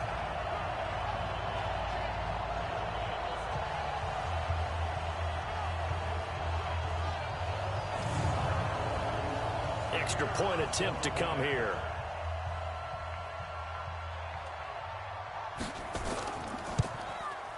And it's good to make it 14-0. The drive summary that time, 5 plays. And a long run there in the end to top it off. The kickoff unit is out on the field, and they will send this one away. This will be taken in at the 1. And he'll take it back to about the 19-yard line. Come on now, let's go. And now Baltimore gets set to take the field. Already down 2 touchdowns here in the first half. This becomes a pretty important drive, doesn't it? It certainly does, and a lot of the teams script plays. We know that, right? They have a script to start the ball game, and typically those scripts go between 12 and 24, 25 plays. Down 2 touchdowns early, probably not very deep into their script. I think that they'll stay with it. I don't think they'll abandon it just yet and try and generate some offense on this drive. Anything, at least 3 points, get that 0 off the board. We know this offense, they're built around passing the football. That time, the running game didn't suit them so well. Not so well, but they have to do it every so often. You have to be able to control the pass rush a little bit, make them somewhat hesitant before they come and get your quarterback. At least have the illusion that you have a running game. They'll run for the first time with Mark Ingram. And a short pickup there as he'll take this up to right around the 20. After getting stuffed on first down, not much better there. 2-yard gain. Jackson now. That didn't appear to be a run blitz. He just darted in once he saw the run develop. That appeared to be a case of see ball, get ball. And he can't bring it in. Incomplete. He dropped it on the crossing route. 4th down now. You can tell they were hoping for a flag there offensively. Several on the sideline motioning, hey, why not a penalty? Why not a penalty? What did you see? Yeah, I think you've got to let them play, and the officials are instructed. If there's contact coming from both sides, no flag. Let them fight it out. And forces 4th down. And he gets this away, and look at this. This is a good one. This will be fielded at the 17. Well, he wasn't too far from breaking that. Officially, give him 15. And the Falcons will be taking over 1st and 10. So here are the Falcons to take over on offense. They lost 2 straight coming in, but good news for them right now. They've got the lead and the football from the 32 now. Here's 1st and 10. It'll be Edmonds to begin the drive. Gets through, and now an opening. He's got the lane, and there he goes. Touchdown, Falcons. Chase Edmonds, his 2nd touchdown on the season. And the Falcons push further out in front. Boy, these guys are off to the races, Charles. 20-0 already, extra point pending. Yeah, you always hear that term. They just boat race someone. Heck, it's car race, motorcycle race, plane race, whatever you want. Right now, they are sprinting past them. Extra point splits the uprights, and it's now 21-0.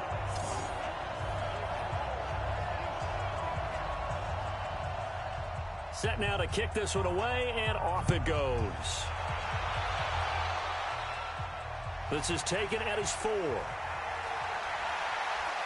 And a nice return sets him up pretty good here at the 30-yard line.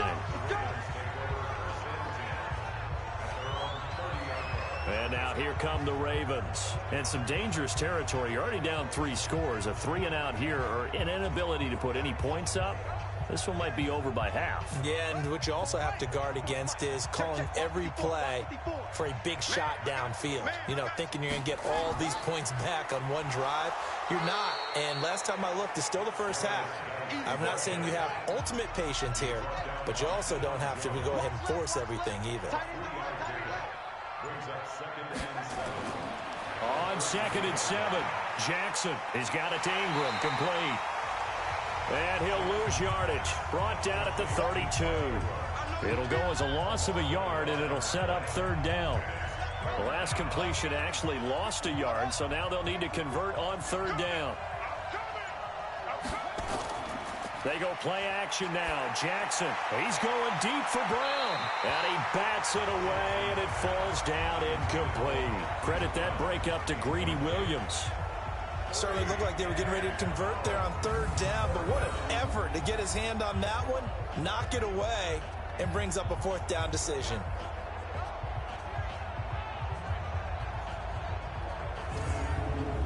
The Ravens send their punter out now, as he'll kick it away for the 2nd time.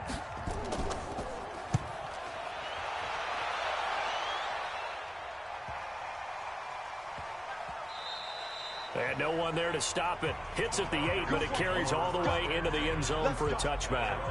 Here comes the Atlanta offense now ready to take over here. And coming off a one-play drive that was so deflating for the defense, what's their mentality? How do they rally here and stop this offense? Well, hopefully there's some determination that sets in, because they weren't ready to go on the last one. Give all the credit to the offensive guys for getting it done, but to allow a run of that length, that's just not being prepared. So now, are they determined? Are they ready to read their keys and make the proper plays? And we'll see how determined they are. A tale of 2 extremes. First carry, he went for a bundle. His second goes backward. And how many times have we seen that happen? Because you get that big carry, and you come back and you're all fired up, and sometimes you force a run a little bit, right? Trying to break off that big carry again, and instead, it works opposite. On 2nd down, Edmonds. And he'll be marked down at the 26 with a gain of 7. Now some movement before the snap. And we'll hear from our referee for the first time this afternoon. And maybe they were coming with a blitz that time and it caused a jump. I think if we saw it, you know that they saw it. Might have been a little discussion down there. Bad guys coming. Pick them up. Pick them up. And someone jumped. They'll look to throw here. Finding his safety valve here. That's complete. And he's going to get this one across the 30-yard line. 10 yards there and a first down for the Falcons. A pretty sizable deficit here in the first quarter. This defense probably need to get off the field in those situations on 3rd down. And you and I both know in this huddle before that last 3rd down play, that's exactly what they talked about. Let's make a play. Let's get off the field. Let's reverse the momentum. Instead, they got hit with another first down, almost back to the drawing board.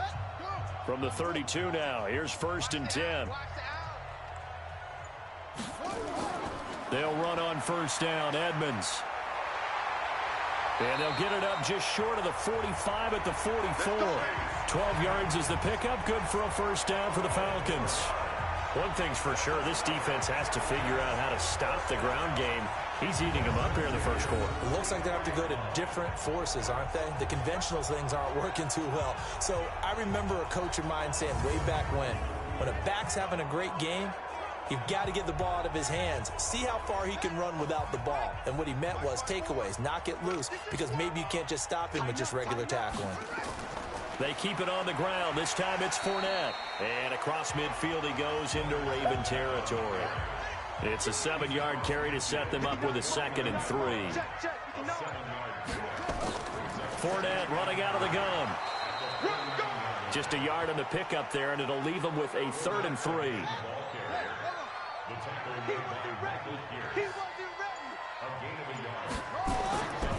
On 3rd down, Fournette. And they'll get him down as he's inside the 40. It's a gain of 11, and the Falcons pick up the first. Getting the sense, Charles, are going to put a big emphasis this afternoon on the run game. And why not? What we're seeing so far is working pretty well from them. And here's the best part. We always talk about the best performers do their job when the lights come on. I think he likes natural light best. So a good run by Fournette. Now another 1st and 10. And he'll give it here to his running back. And the reinforcements come in as they're going to stop him behind the line. That's going to go as a loss of 1 on 1st down. I know that speed is the hallmark of today's NFL game, but the key to good rushing defense is still having your linebackers set the edge.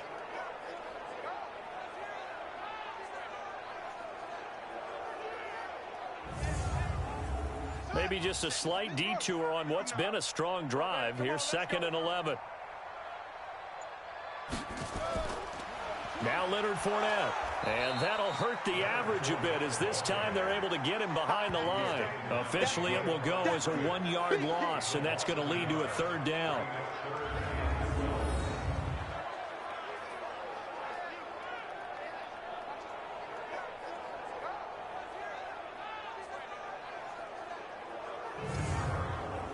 The last 2 plays, each lose a yard. They'll try to move forward here on 3rd and 12. 21-0 our score after 1. Back now in Atlanta's 2nd quarter action. The Falcons with the football. They're in the midst of a nice drive, but facing a 3rd and long here. They'll set up a throw. That's going to be complete to his tight end, Everett. And he's going to be taken down with the 1st down at the Ravens 18. Partner, it's a lot of fun watching the NFL now, isn't it? Because when the big fella runs routes, it used to be when we were kids, he'd run about 3 different routes, and that was it. Now he can run anything and catch the balls we just saw there.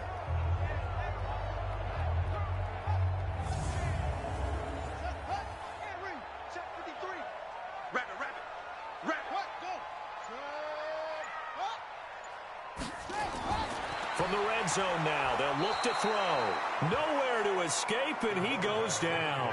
Jalen Ferguson, make that now 8 sacks for him on the season. Well, maybe that can give him a little bit of a pick-me-up, a little bit of a jolt. One of the few things that's gone right defensively. Because other than that, it's really been a first half to forget.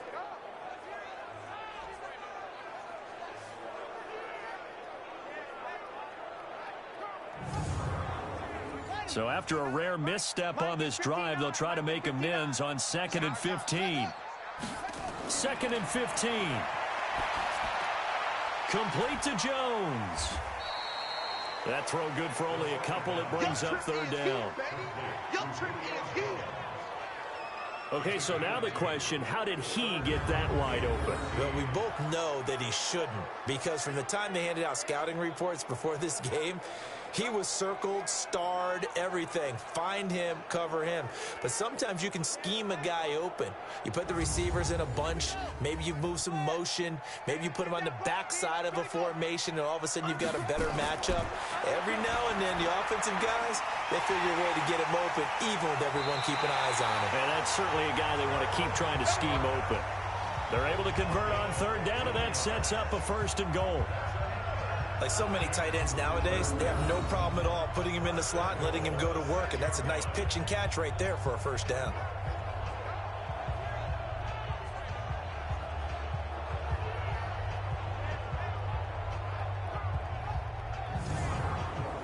So another 3rd down conversion, and now they've got a 1st and goal.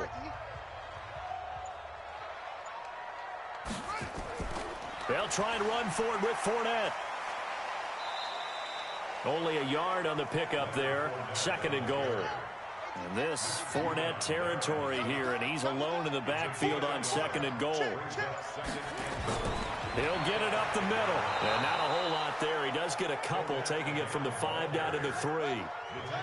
The Falcons on 3rd down. No problems to this point. A perfect 5 for 5. They're looking at a 3rd and goal here. That's out to his running back, Fournette. And he's going to be taken down here still a couple yards short of the 1st. A great job to hold him to just a yard there. Now it's 4th and goal. One hallmark of good defenses is understanding the game, understanding positioning, and tackling immediately in the secondary after catches. I think we just saw that on display right there. Got to him before he ever had a chance to think about turning it upfield.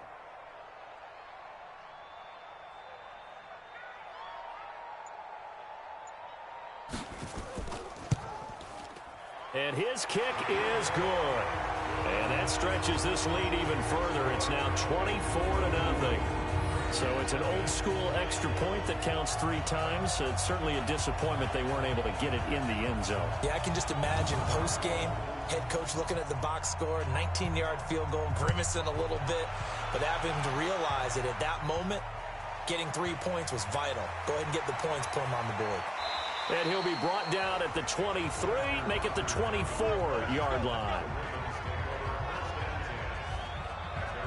This Ravens offense heads back out there, led by Lamar Jackson. In second quarter, they're down big already.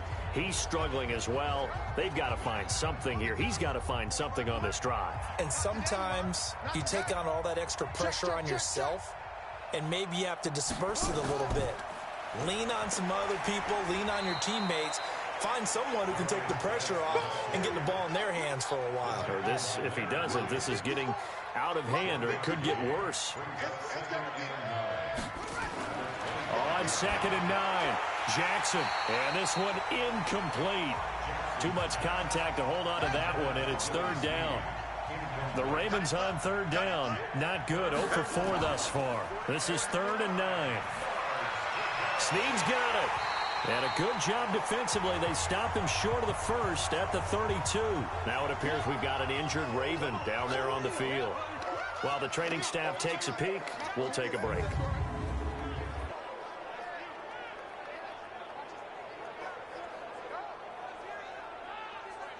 The Ravens send their punter out now as he'll come on to kick this one away.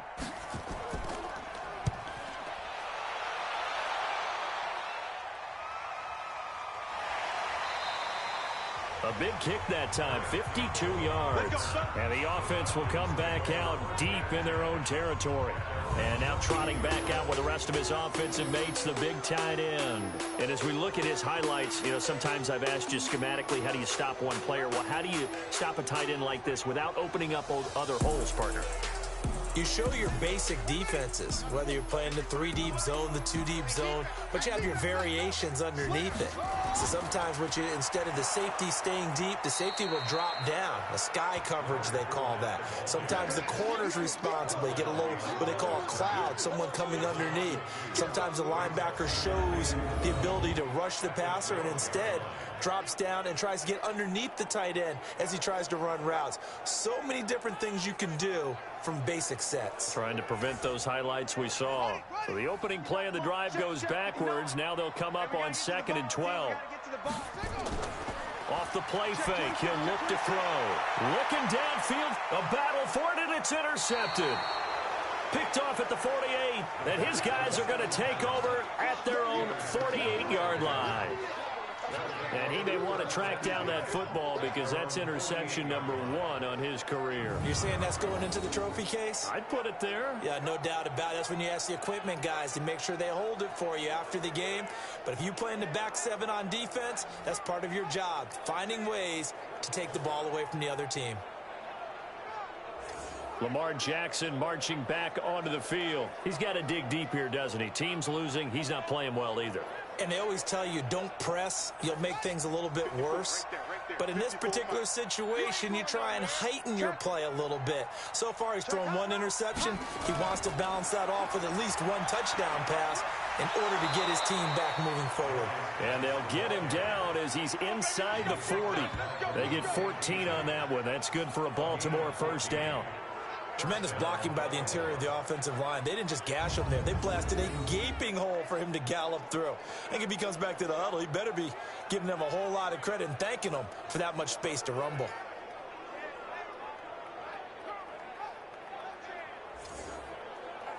So here's a 1st and 10 at the 38.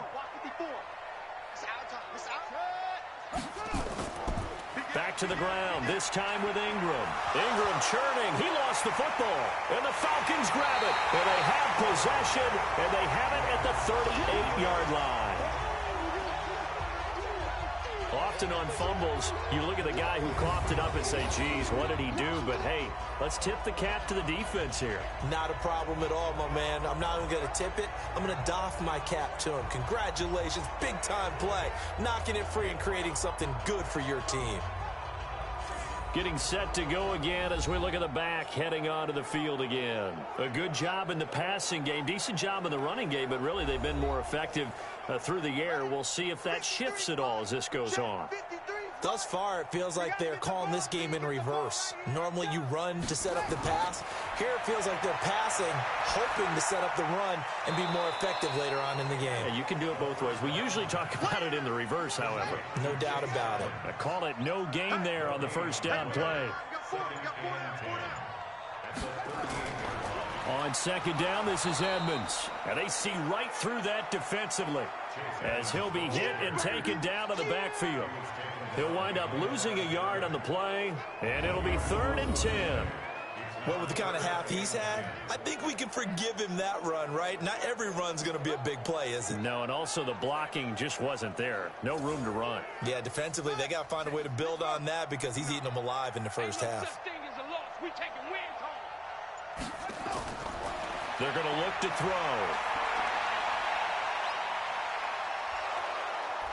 And he goes down. The Ravens able to get to him. Trent Murphy in there to get him, and that is sack number 6 now for him on the year. I remember when I was a kid and all I wanted was a nickel so I could get that soda down at the fountain. And guess what? The nickel came into play well. 5 defensive backs, they covered well, allowed for the sack. Sodas were a nickel when you were a kid? No, I just needed the extra nickel so I could pay the proper price. Okay, how much were they? A dime? What were they? 15 cents.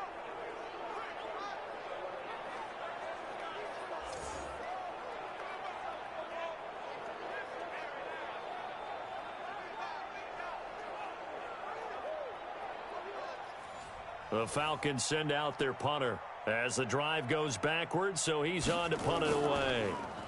He steps into this one, and this is a rocket. And that'll hit at the 5 and go into the end zone for a touchback. Mark Ingram now gears up to help lead this offense back out there. And for him, it's been pretty limited involvement down on the scoreboard. Maybe time to turn to this guy. And you know me well. Winning games to me means starting with the running game and continuing to press the running game. Maybe you go away from him a little bit now. But and he loses the football a second time. And the Falcons say they have it. They do.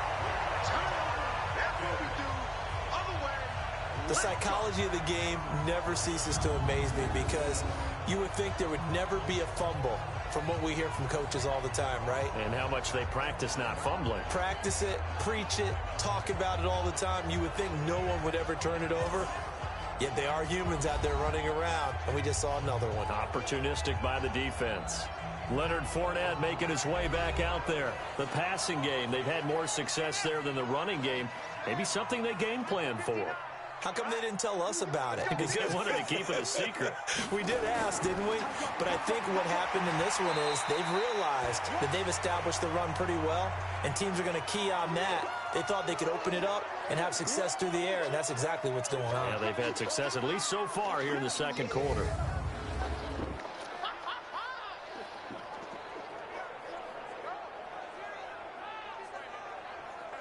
The last run got 6, now 2nd and 4. Check 50, check 50. This thrown quickly out to Jones. And he will lose yardage here back at the 23-yard line. It'll be a loss of a yard, and it'll be 3rd down. Now that was well defended, and as a cornerback, what you're taught when you see a wide receiver screen, either you get underneath the play before the blocking forms, or you're going to have to fight your way through it by getting through some blocking. That was a really nice play there. The Falcons on 3rd down. They've been very good, 5 for 7 thus far. This will be 3rd and 5. Pressure applied, and he's going to be taken down. They sack him back at the 33-yard line. Marching in for the sack, Matthew Judon. Well, many times when you talk about mobile quarterbacks, you get the sense that they feel like they can get out of any bad situation. They keep moving around and trying to emulate guys like the Scrambler or the Dodger. Instead, they keep losing yardage and digging themselves a hole that they can't get out of. So out comes a field goal team now for the second time here today. He was true on his first. This a tough one from 49 yards away. And his kick is indeed good. And the lead increases even further. It's 27-0 now. So they recovered the fumble, but ultimately could not take advantage of the short field. Definitely a lost opportunity right there. I mean, they were in prime position to put 6 on the board. Ended up settling for 3. Out is the kickoff unit as they run up and send this one away. This will be taken to the back of the end zone. And no run back here. This will be a touchback, and it comes out to the 25-yard line. And the Ravens taking the field. And last time they coughed it up, led to a field goal. They're fortunate that it only led to a field goal, but still, they're not happy about it. Could you sense the relief, though, when they only gave up the field goal and they were able to trot back out on the field and start this drive? A little more pep in their step because they didn't cost their team a touchdown, but they know they've got to do it a lot better than they did on the last possession. He's got a man complete. A big pickup of 38. That was an excellent read right there. Saw cover 1. That means it's just a single high safety. So you know if you throw the ball to the outside part of the field, help is going to be a little bit late getting there, and he puts one out there for a big-time completion.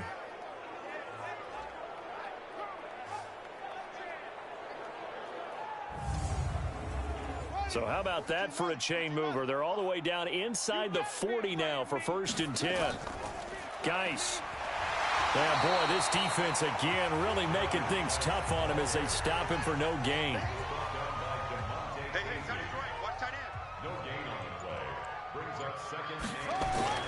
Geis with a carry on 2nd down. And he'll be upended at the 33 following a gain of 3. And guess what? It brings up 3rd down. In need of a conversion on 3rd down. They had the big play to start the drive. Not much sense. He's got his man. It's Andrews. And Andrews lost the football. And the Falcons grab it. And a big turnover there as his guys will get the football back.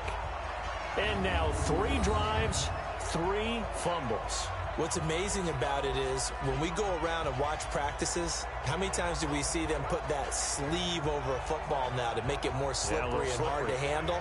It's almost like they're playing with that sleeve on the ball right now. Was that 3 drives? Yep.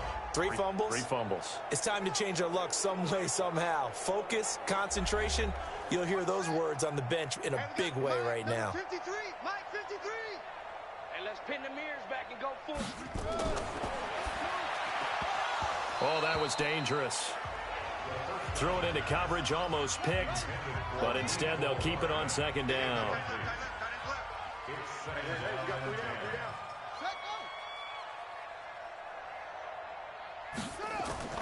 Now a fake on the give here as they try the run-pass option. He's got a 1st down past the 30. That one good for a 1st down pickup of 18 yards.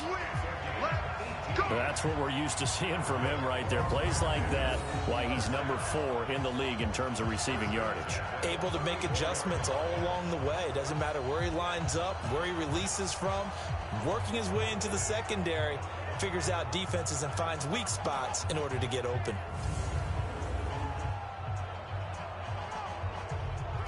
From the 34 now, here's 1st and 10. They gonna need some therapy after this. Here's Edmonds. 10 yards on the pickup there, and it'll be 2nd down.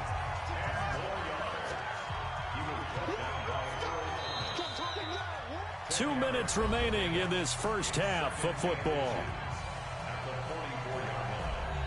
And we remind you, coming up at the half, we'll join who, Charles? The coach. The coach, Jonathan Coachman, standing by in Orlando. He'll have stats and scores from games in progress, as well as scores from earlier today. The coach. Sorry, we get slap happy up here sometimes. That one, a 1st down pickup of 8.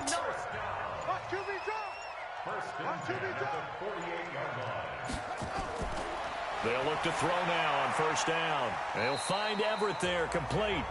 And he'll be taken down at the 44-yard line. 4 yards on that last completion, so that sets up 2nd and 6. 2nd and 6. Man open, that's Calvin Ridley. And he gets this inside the 35-yard line. Now the Falcons going to use one of their timeouts, as they'll stop him with a little over 30 seconds to go in the first half of play. This quarterback now, pretty amazing. 14 of 16 throwing the ball. It's 1st and 10. 2nd and 5 after the 5-yard completion on first down.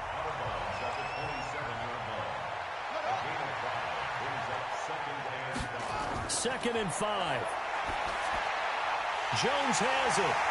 And he'll be brought down at the 21, just shy of the 20 in the red zone. The Falcons going to use the second of their timeouts, as the clock will stop with 20 seconds to go in the first half. Keep it up, guys. They'll drop the throw. And he will find Ridley. That's complete. Falcons going to use their 3rd and final timeout, as it'll come with 15 seconds to play in the first half. So now here comes the field goal team for the 3rd time today. This just a 35-yard attempt from the left hash. And his kick here is good. And they're sitting pretty now as the lead grows even further. Still a little bit of time left here in the second quarter, but they do get 3 before the half and expand that lead. And they have to be happy about that. And we haven't met a team yet that doesn't put an emphasis on trying to get points on the board in the last 2 minutes of a half. They'll be real excited to have those up on the board. This will be fielded on the back line of the end zone. And not wanting to risk anything here late in the half, he'll just take a knee, and they'll bring the football out to the 25.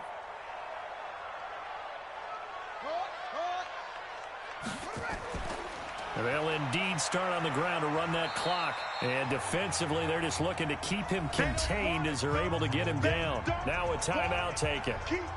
Perhaps a chance for one more quick play and then another timeout if they hurry. We'll see. Ball on the 30. They'll come up with a 2nd and 5. Here's Jackson to throw. He's going deep for Brown. And that one falls incomplete. A 50-50 ball. A little dangerous. Could have been picked. Now it's 3rd down. They come up now 3rd and 5 following the incomplete pass. Jackson. He sets to fire deep. And he knocks the ball away, and it falls incomplete. So we've come to halftime after a very one-sided beginning to this one, as we send you down to Orlando, where Jonathan Coachman has our EA Sports Halftime Report. Coach. All right, Brandon, thanks very much. Things starting to get interesting in this final weekend before Thanksgiving. So let's see what's going on around the NFL. We'll begin up at legendary Lambeau Field in Green Bay, where it was the visiting Panthers who were able to come in and get one on the road. A 3-touchdown differential in the end, 35-14, the final. We'll stay in the NFC North as we head over to the Motor City to check on the Lions at home in Detroit. And it's the visiting Minnesota Vikings who are out in front. The Vikings seem to be on their way to what would be a good victory. Finally, let's get down to the Bayou. Check on the Saints at home at the Mercedes-Benz Superdome. And they were losers in that one to the visiting Tampa Bay Bucks. Jameis Winston leading the way there as the win gets his guys back to 500 on the year. Meanwhile, in our game, it's been a back-and-forth first half. Who can put it together in the second half? For the answer, we turn it back over to our broadcast team of Brandon Godden and Charles Davis.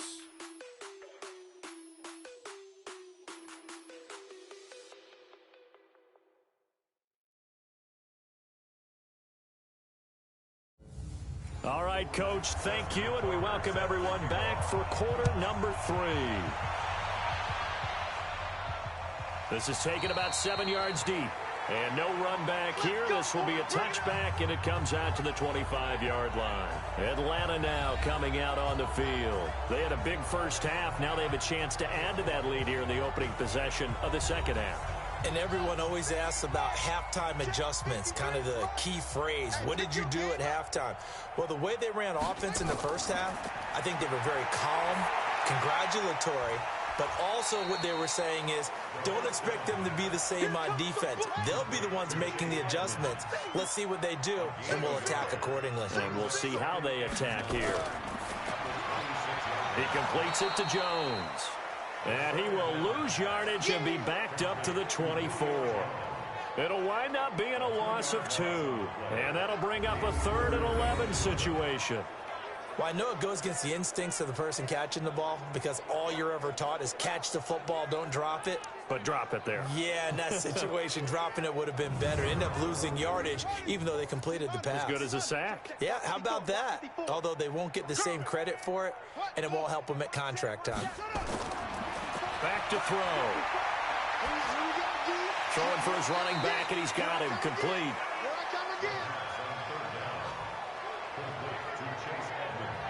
Whether you're playing West Coast offense or not, one of the maxims of the West Coast offense is you're either throwing a touchdown or a check down. In other words, look for the big shot, but be smart. And I think they did exactly that on that play. They didn't get the first down, but they're taking care of the ball well. Yeah, and being rightly cautious with that lead here in the second half. The Falcons send out their punter as he'll punt it away for the second time.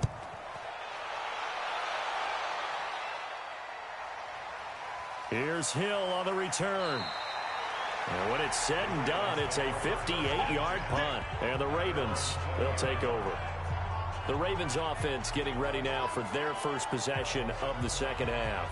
They're down in this game. A chance for the offense, though, to put something on the board, get some momentum here in half 2.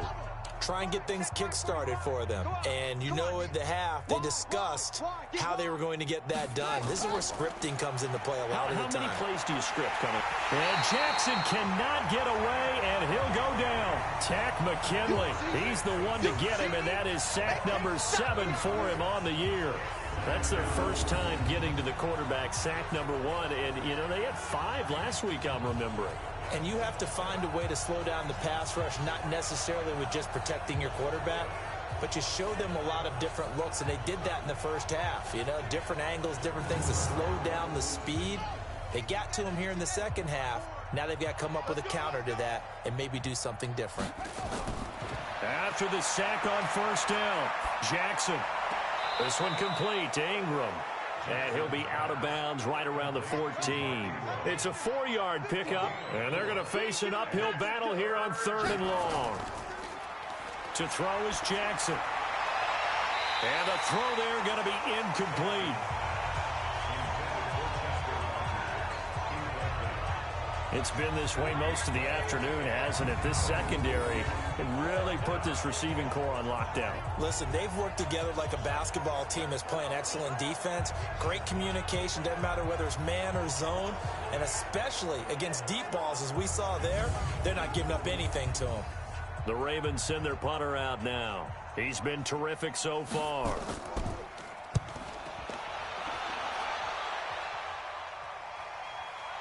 Fielded at about the 28. A good return there, call it 13 yards. And possession will switch hands, 1st and 10. Out comes this field general once more, leading his offense back onto the field. He's played well. Good first half. He's continued that here in the 3rd quarter. But my question, when you're a head coach, what do you look at stat line-wise for your coach? Do you go right to turnovers? You really do. As much as coaches don't want to talk about that, that's where it starts. When I played in college, our first rule for every game, the team making the fewest mistakes will win. And that's kind of how they judge you. Do you take care of the ball, not turn it over, keep it in the proper hands, and give your team a chance to win? Well, that's what he's done here in this one so far. Now a deep ball there on 2nd down, but it'll wind up incomplete.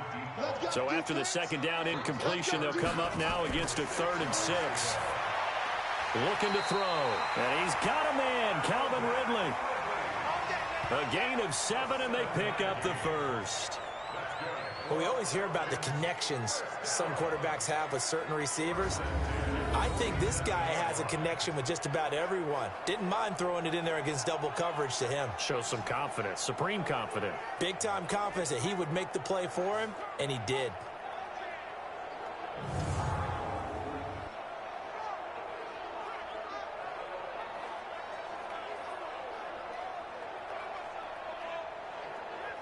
This quarterback now 6 for 6 since coming back out of the locker room. It's 1st and 10.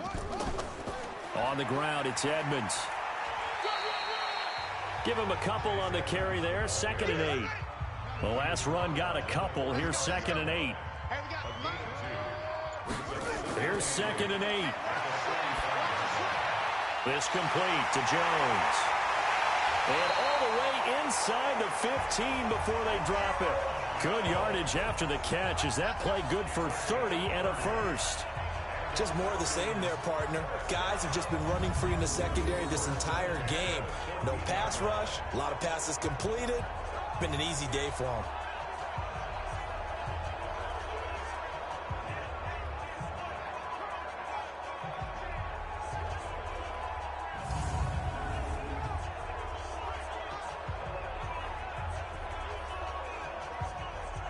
So how about this for field position after the big play? Inside the 15 now as they come up on 1st and 10.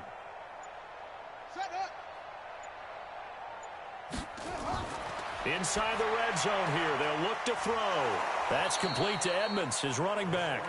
And he goes backwards here, losing yardage back to the 16. Really good defensive effort. They were all over that little swing pass out to the right side before lost yardage. Terrific read, better execution, and done with a lot of enthusiasm, wasn't it? Absolutely. They saw it all the way, ran to the football, and caused a nice play for lost yardage. 2nd and 12 after the first down pass play went backwards for 2 yards. Here we go on 2nd and 12. And he gets this one to Ridley complete. And they'll bring him down at the 13-yard line. 4 yards on the completion, and it sets up a 3rd down.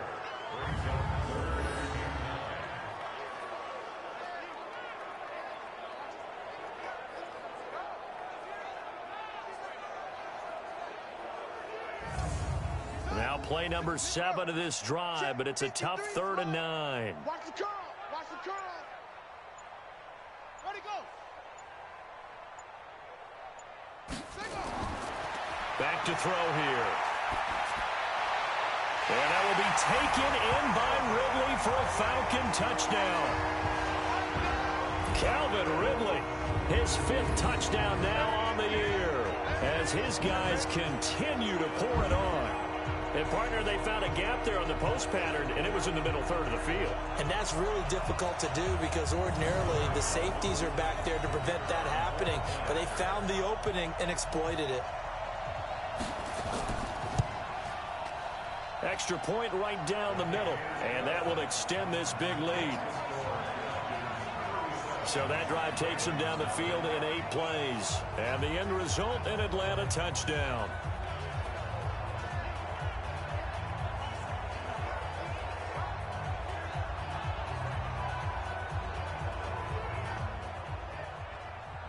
The kickoff team on the field now as they will send this one away. This is taken at his 4. And he'll take this across the 25, a couple extra yards, up to the 27-yard line. Now the Baltimore offense heading back out onto the field. These guys had to punt last time. It has not been a very fruitful game offensively thus far. They haven't even made a trip to the red zone. And I know that everyone's going crazy on that sideline because that drives you berserk to come off the field, not really move the ball well. As you said, not even get to the red zone, let alone, not even put points on the board. They've got to just take a deep breath, relax, try and figure out what is working, and call more of that. No gain on the play there. 2nd down. Throw complete there. Rodgers. That catch good for 5. It's 3rd down. These guys have punted 4 times already, and they're staring at a 5th, barring a conversion here on 3rd down. And he's got Snead. 12 yards to pick up there. Good for a Raven first. Well, that's what you're looking for when you want to throw the ball downfield. You want one of those guys who can play out on the perimeter, can play out wide, who can not only get open, but when they're covered, can uncover themselves downfield and create catches.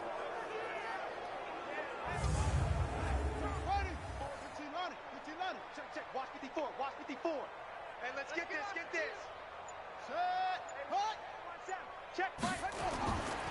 On first down, this is Geis. And they went the wrong way there. Losing yardage back at the 43-yard line. Calling a loss of 2 on the play. And that'll make it 2nd and 12. An interesting and intriguing decision there defensively because they kept extra DBs on the field despite seeing the multiple tight end look that came out for the offense. I thought they were going to switch out of it. I didn't know if they felt they didn't have time or what the case was. Well, in any event, the extra speed allowed for great penetration as they stuffed that one behind the line of scrimmage. Mike's 5-4. You don't want none. You don't get it. Pick up the ball. Set, go. They stay on the ground. Geis again. So a nice job to break the 1 tackle, but not much daylight after that as he's brought down. The second down play, not much better than the first. Just a gain of 1 there. Jackson now. And that is incomplete.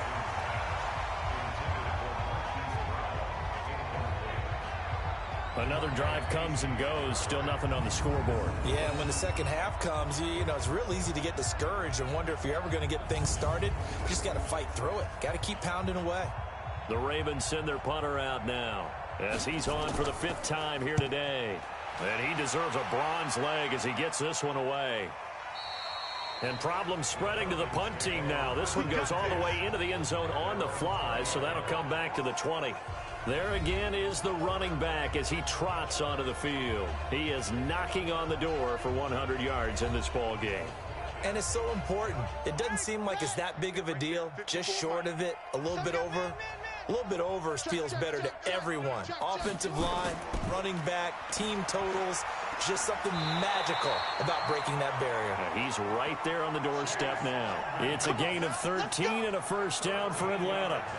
Yeah, another good run there. He's been such a big part of their success here this afternoon. And that last carry, it puts him over 100 yards now for the day.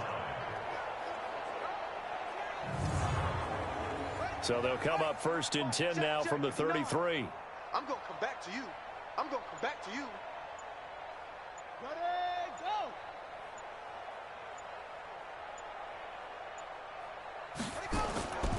Now Edmonds. They're going to snuff this play out behind the line. We have not seen that much today. It's a loss of 2 there, bringing up 2nd down. Partner, I know my grade school teachers never would believe this, but I can absorb a lesson. I think there's a lesson in this one. He's having a great day running the football, but occasionally they're going to find a way to stop you, aren't they? Yeah, this time the defense stepped up in what's been so far a tough game for them. Mike. He'll drop to throw. Now he'll dump it underneath to his running back, complete. And they'll get it up just short of the 45 at the 44. 12 yards there and a first down. He's having a nice game through the air. His decision-making's been really good. Solid there again. Just seeing nothing downfield goes underneath. Nice game. How about the patience? Because when you're having a big game through the air, you're looking for those chunk plays, those big ones downfield. Instead, as you noted, takes the check down, dumps it off, gains good yardage anyway. Really well executed.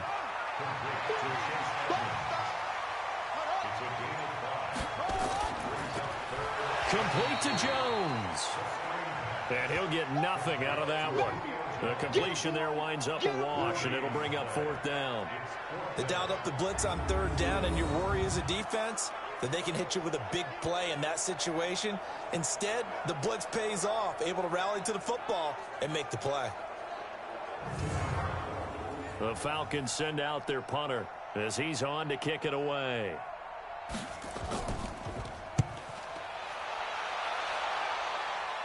And this will be out of bounds. Now it's a question of where they'll mark it. And they'll say it crosses at the 11-yard line. The Ravens offense now, they get set and head back onto the field. They have been struggling. I would imagine at halftime they went through some possible changes. Well, those changes aren't working, so now where do you go? I think that now it's much more in their head. And what I mean by that is just what you said. You've gone over the changes. I bet they were pretty clinical at the half, not too emotional. They might need to go to the emotional side because you've got to find something, some spark somewhere. And so far, just being calm hasn't exactly worked. They need any spark at this point. First downs have not come easy, and neither have runs like this throughout this game. Absolutely not. He finally felt like, whoa, a sigh of relief. We got something going in the running game. They go play action here on first down. He's just going to dump this one off to his fullback out of the backfield. And this should be the final play before the quarter ends. And that is going to do it for this third quarter of action. We'll return with more after this break.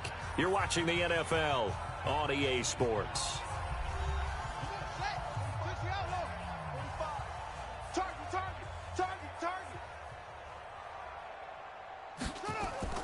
To throw again on second down. Jackson has got his man. It's Andrews. The reception good for 7. It's third down. On 3rd and 1, Jackson has got it to Ingram, complete. And he's got the first, but we also have a flag on the field. Offense. And they're already walking backwards. Umpire threw the flag, usually always indicates holding, and that's what we've got. And you know, depending on their positioning, where you are on the field, the umpire's got different responsibilities, but always making sure no one's holding. And down he goes, but he takes it up to the 40. 16 yards on that one at a Raven first. He's such a good route runner. Shows it there on third down. Very proficient and a good pass. And you know what I've observed over the years in the NFL? The better a route runner you are, the more confidence your guy's going to have in you to go to you in important times because he can trust you being in the right spot, and they connected there and picked up a first down.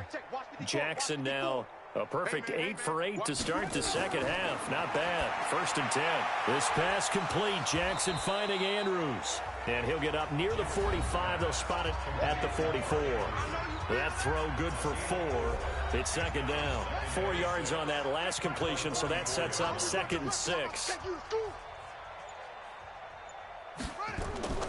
Jackson will throw again. This will be caught by Brown.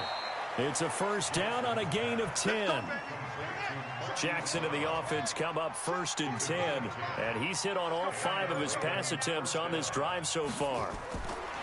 To throw again is Jackson. That'll be caught by Rodgers. And this winds up a gain of 4 to the 41. That throw good for 4. It's second down.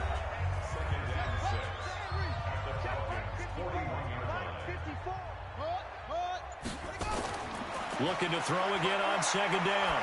Jackson. Snead's got it. And he's going to get it down to the 33-yard line here. Jackson and the offense come up 1st and 10, and he's hit on his last 7 straight passes. Now it's Jackson. He's going to find his running back. It's complete. Give him 3 on the play, and that'll bring up second down.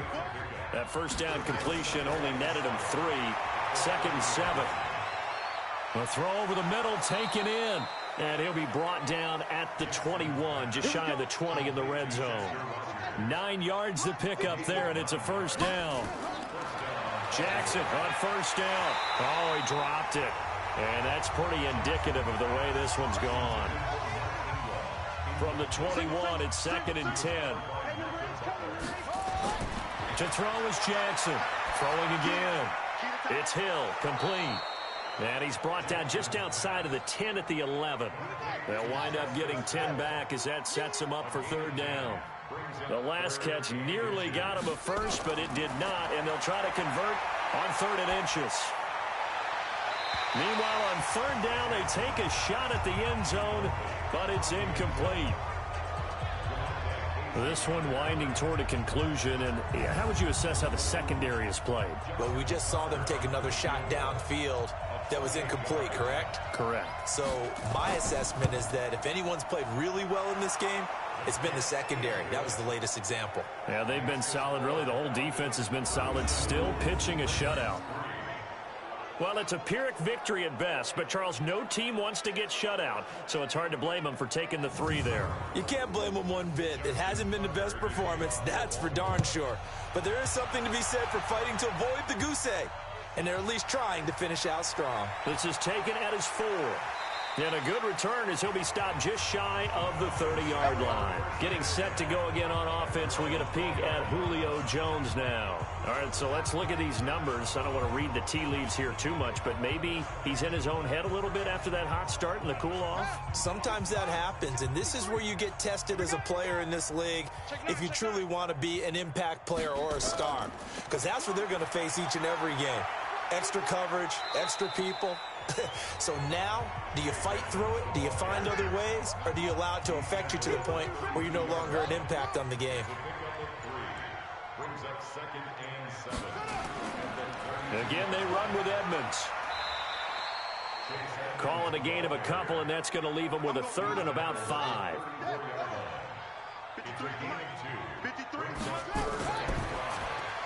This one caught by Ridley. A nice pickup there, 18 yards, first down Falcons. He's been the go-to guy. They needed a big play there on 3rd down. Went his way, it worked out. Doesn't matter whether they've scouted it or that they think he's going to get the ball. He has a knack for finding his way open and completing the connection.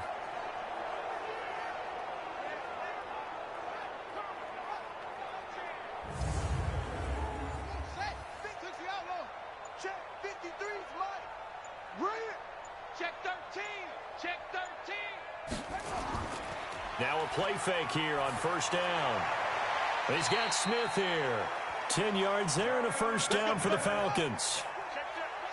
Line of scrimmage, the 37 on 1st and 10.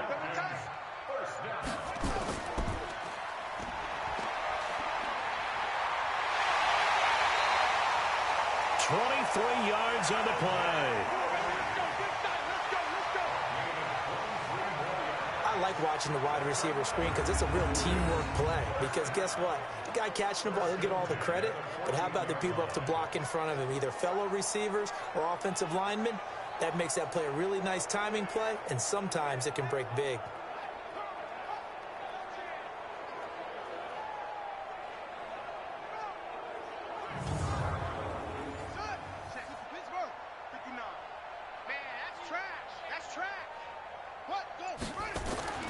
From the red zone now, they'll look to throw. That's complete to the tight end, Everett.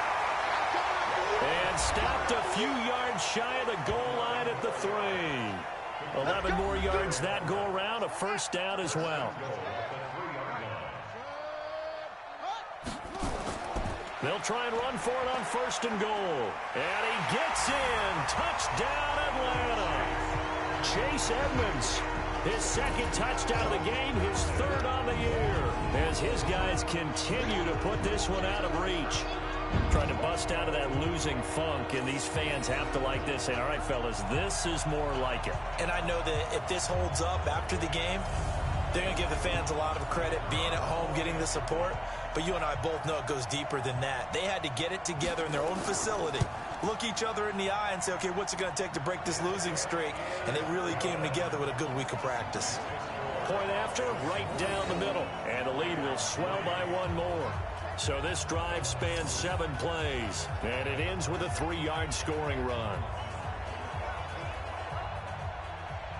The kickoff unit is out on the field, and they will send this one away. This will be fielded on the back line of the end zone. And now Baltimore gets set to take the field. And they had 3 points last time, but they didn't want 3 points because they were well within range of scoring a touchdown. We'll see if they can do better now. I'm with you on that one. Let's just go ahead and be frank about the whole thing. The only one happy about the 3-point? The kicker. Exactly. He put it through the post. That's going to help him at contract time. But that offense, they're thinking, let's get in the end zone this time. I don't know if that helped him at contract time. You could have kicked that one through. I don't know about that. I don't know about that. Super tough. To throw on 2nd and 10. Jackson. It's complete to Snead. And not much to speak of. Call it a 1-yard gain up to the 26. This defense tightening up a bit. That last catch just 1 yard, making it 3rd and 9. This one complete to Ingram. And they're going to get him down well short of the first as he can only get this to the 30. One thing I think that's safe to say defensively, the tackling's been really good. And because of that, it's been very, very hard for them to move the ball because you're not getting the benefits of run after catch. They're tackling them almost on the spot. That means you have to run extra plays, harder to move it. The Ravens send their punter out now. He's been one of their few bright spots so far.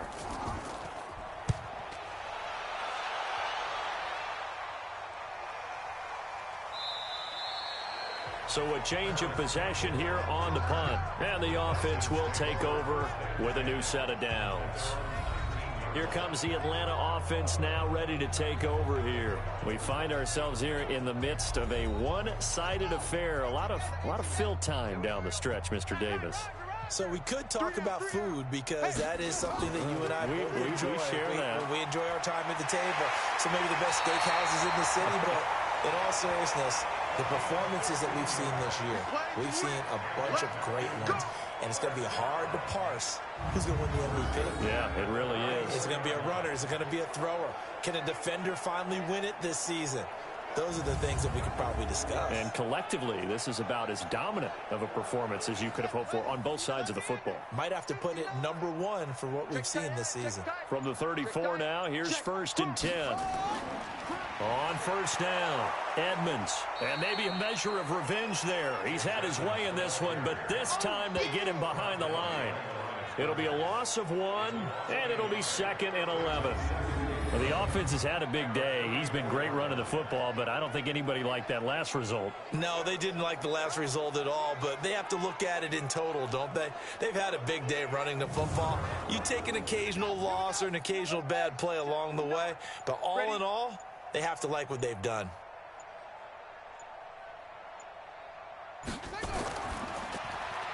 This thrown quickly out to Jones. That throw good for only a couple. It brings up 3rd down.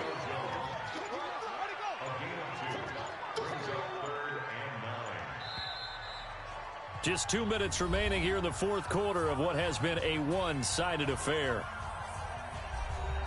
So it's Falcon football as we welcome you back. And let's see what they've come up with offensively after having time to talk it over. They're going to look to throw. Nowhere to escape, and he goes down. Bilal Nichols drops him for a loss of 10, and it's going to be 4th and long. The amount of sacks that they've absorbed in this game is absolutely extraordinary. Let's just face it. This offensive line, flat out, cannot handle this pass rush. It's been demonstrated time and time again.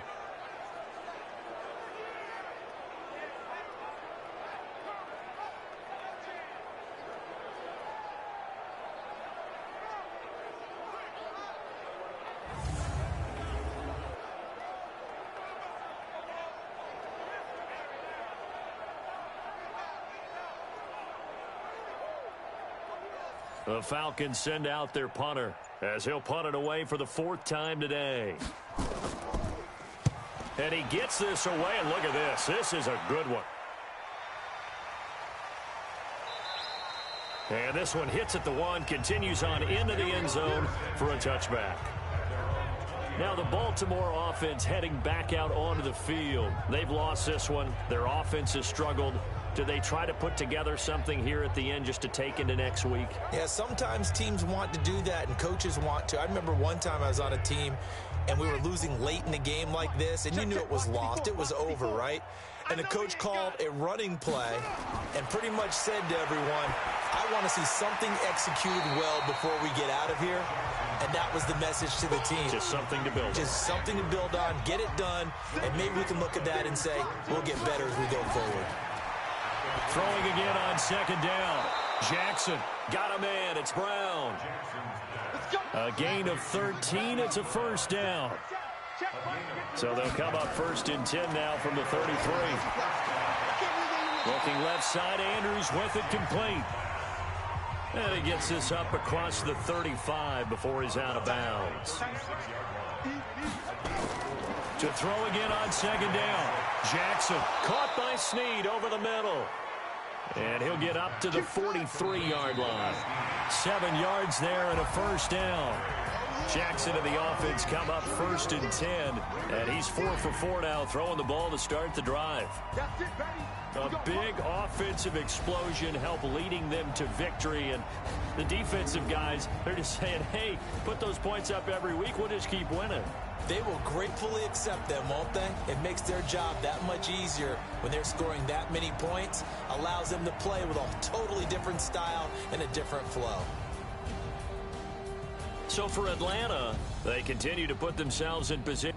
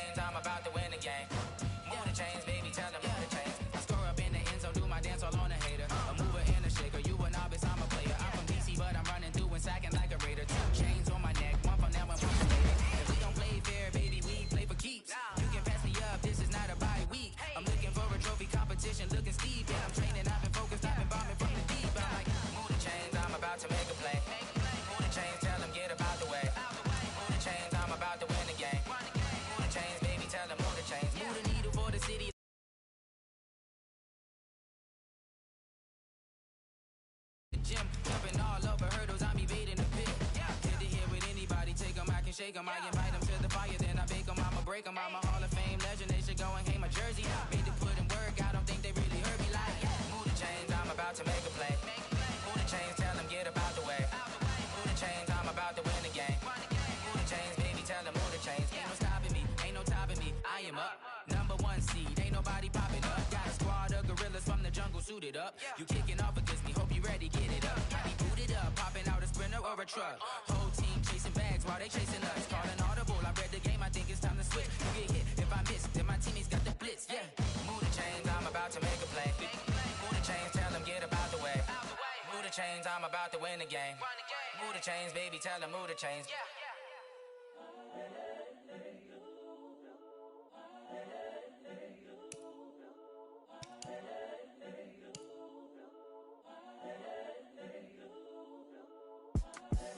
The young, incredible, honestly unforgettable. You a joke like Chappelle show.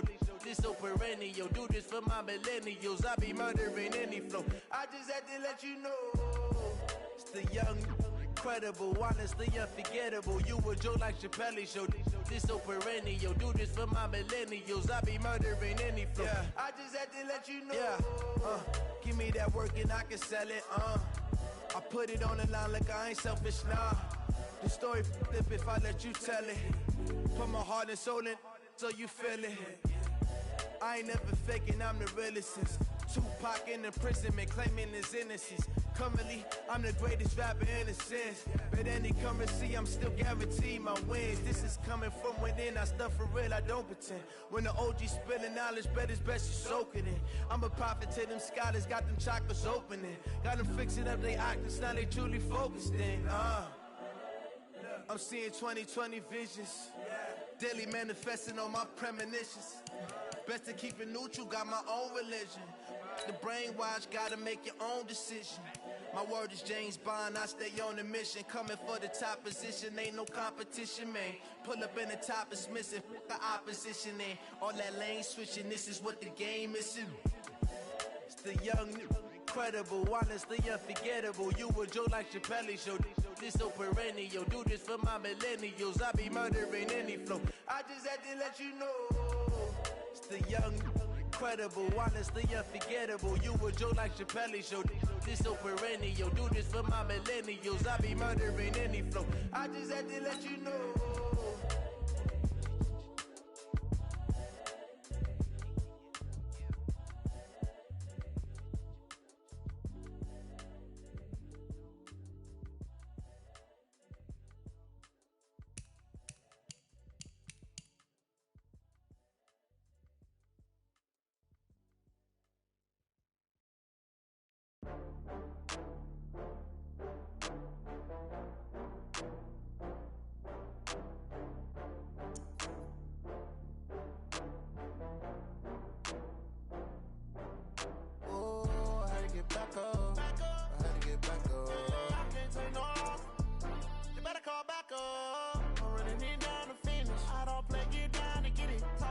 come slide, I'm with it. Better see me now, on God, I'm litty. I know that you tryna go big. Better run up the cash, you love to spend. Better kill it and did it again. Put in 10, I'm down to win. I can't feel bad about it. I know you sad about it. Know you sad about it. Know you sad about it. I just got bags from Prada. Rolling up. I'm in a brand new model. It'll be here tomorrow. I don't got fears or problems. Only got real ones round them. Only got. It take a week to count it. Then I'm back up. Name the place and we back up. Running these racks up. 100 meals a week after. Dying from laughter. When they come to handles, never had one. With a bad one. Made a meal today and they my last one. Oh, I had to get back up. I had to get back up. I can't take no loss. You better call back up. I'm running it down to finish. I don't play, get down to get it. Talk about that, come slide, I'm with it. Better see me now, on God, I'm litty. I know that you tryna go big. Better run up the cash, you love to spend. Better kill it and did it again. I put in 10, I'm down to win. I can't feel bad about it. I know you sad about it. Know you sad about it. Know you sad about it. I'm moving too fast, I can't stop. Wiping it down when the paint hot. Left hand on the wheel. I'm closing the top when the raindrop. I'm keeping the game in the headlock. When throwed and blinded my dreadlock. In the end zone with the mid dot. One phone call, get it dead stop. I feel like I own the season. Say one thing, just give me a reason. Knowing you're mad, I'm undefeated. Top dog, making it even. Oh, I had to get back up. I had to get back up. I can't take no loss. You better call back up. I'm running it down to finish. I don't play, get down to get it. Talk about that, come slide, I'm with it. Better see me now, on God, I'm litty. I know that you tryna go big. Better run up the cash, you love to spend. Better kill it and did it again. Put in 10, I'm down to win. I can't feel bad about it. I know you sad about it. Know you sad about it. Know you sad about it.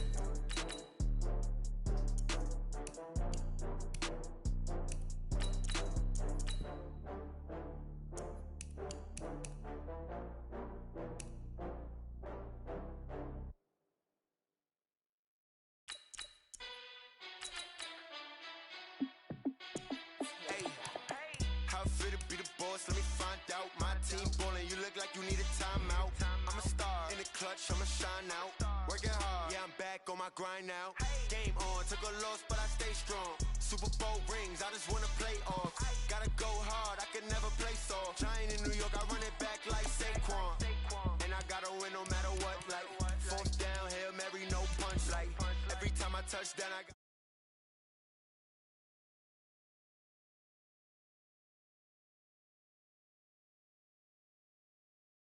Jay Crick.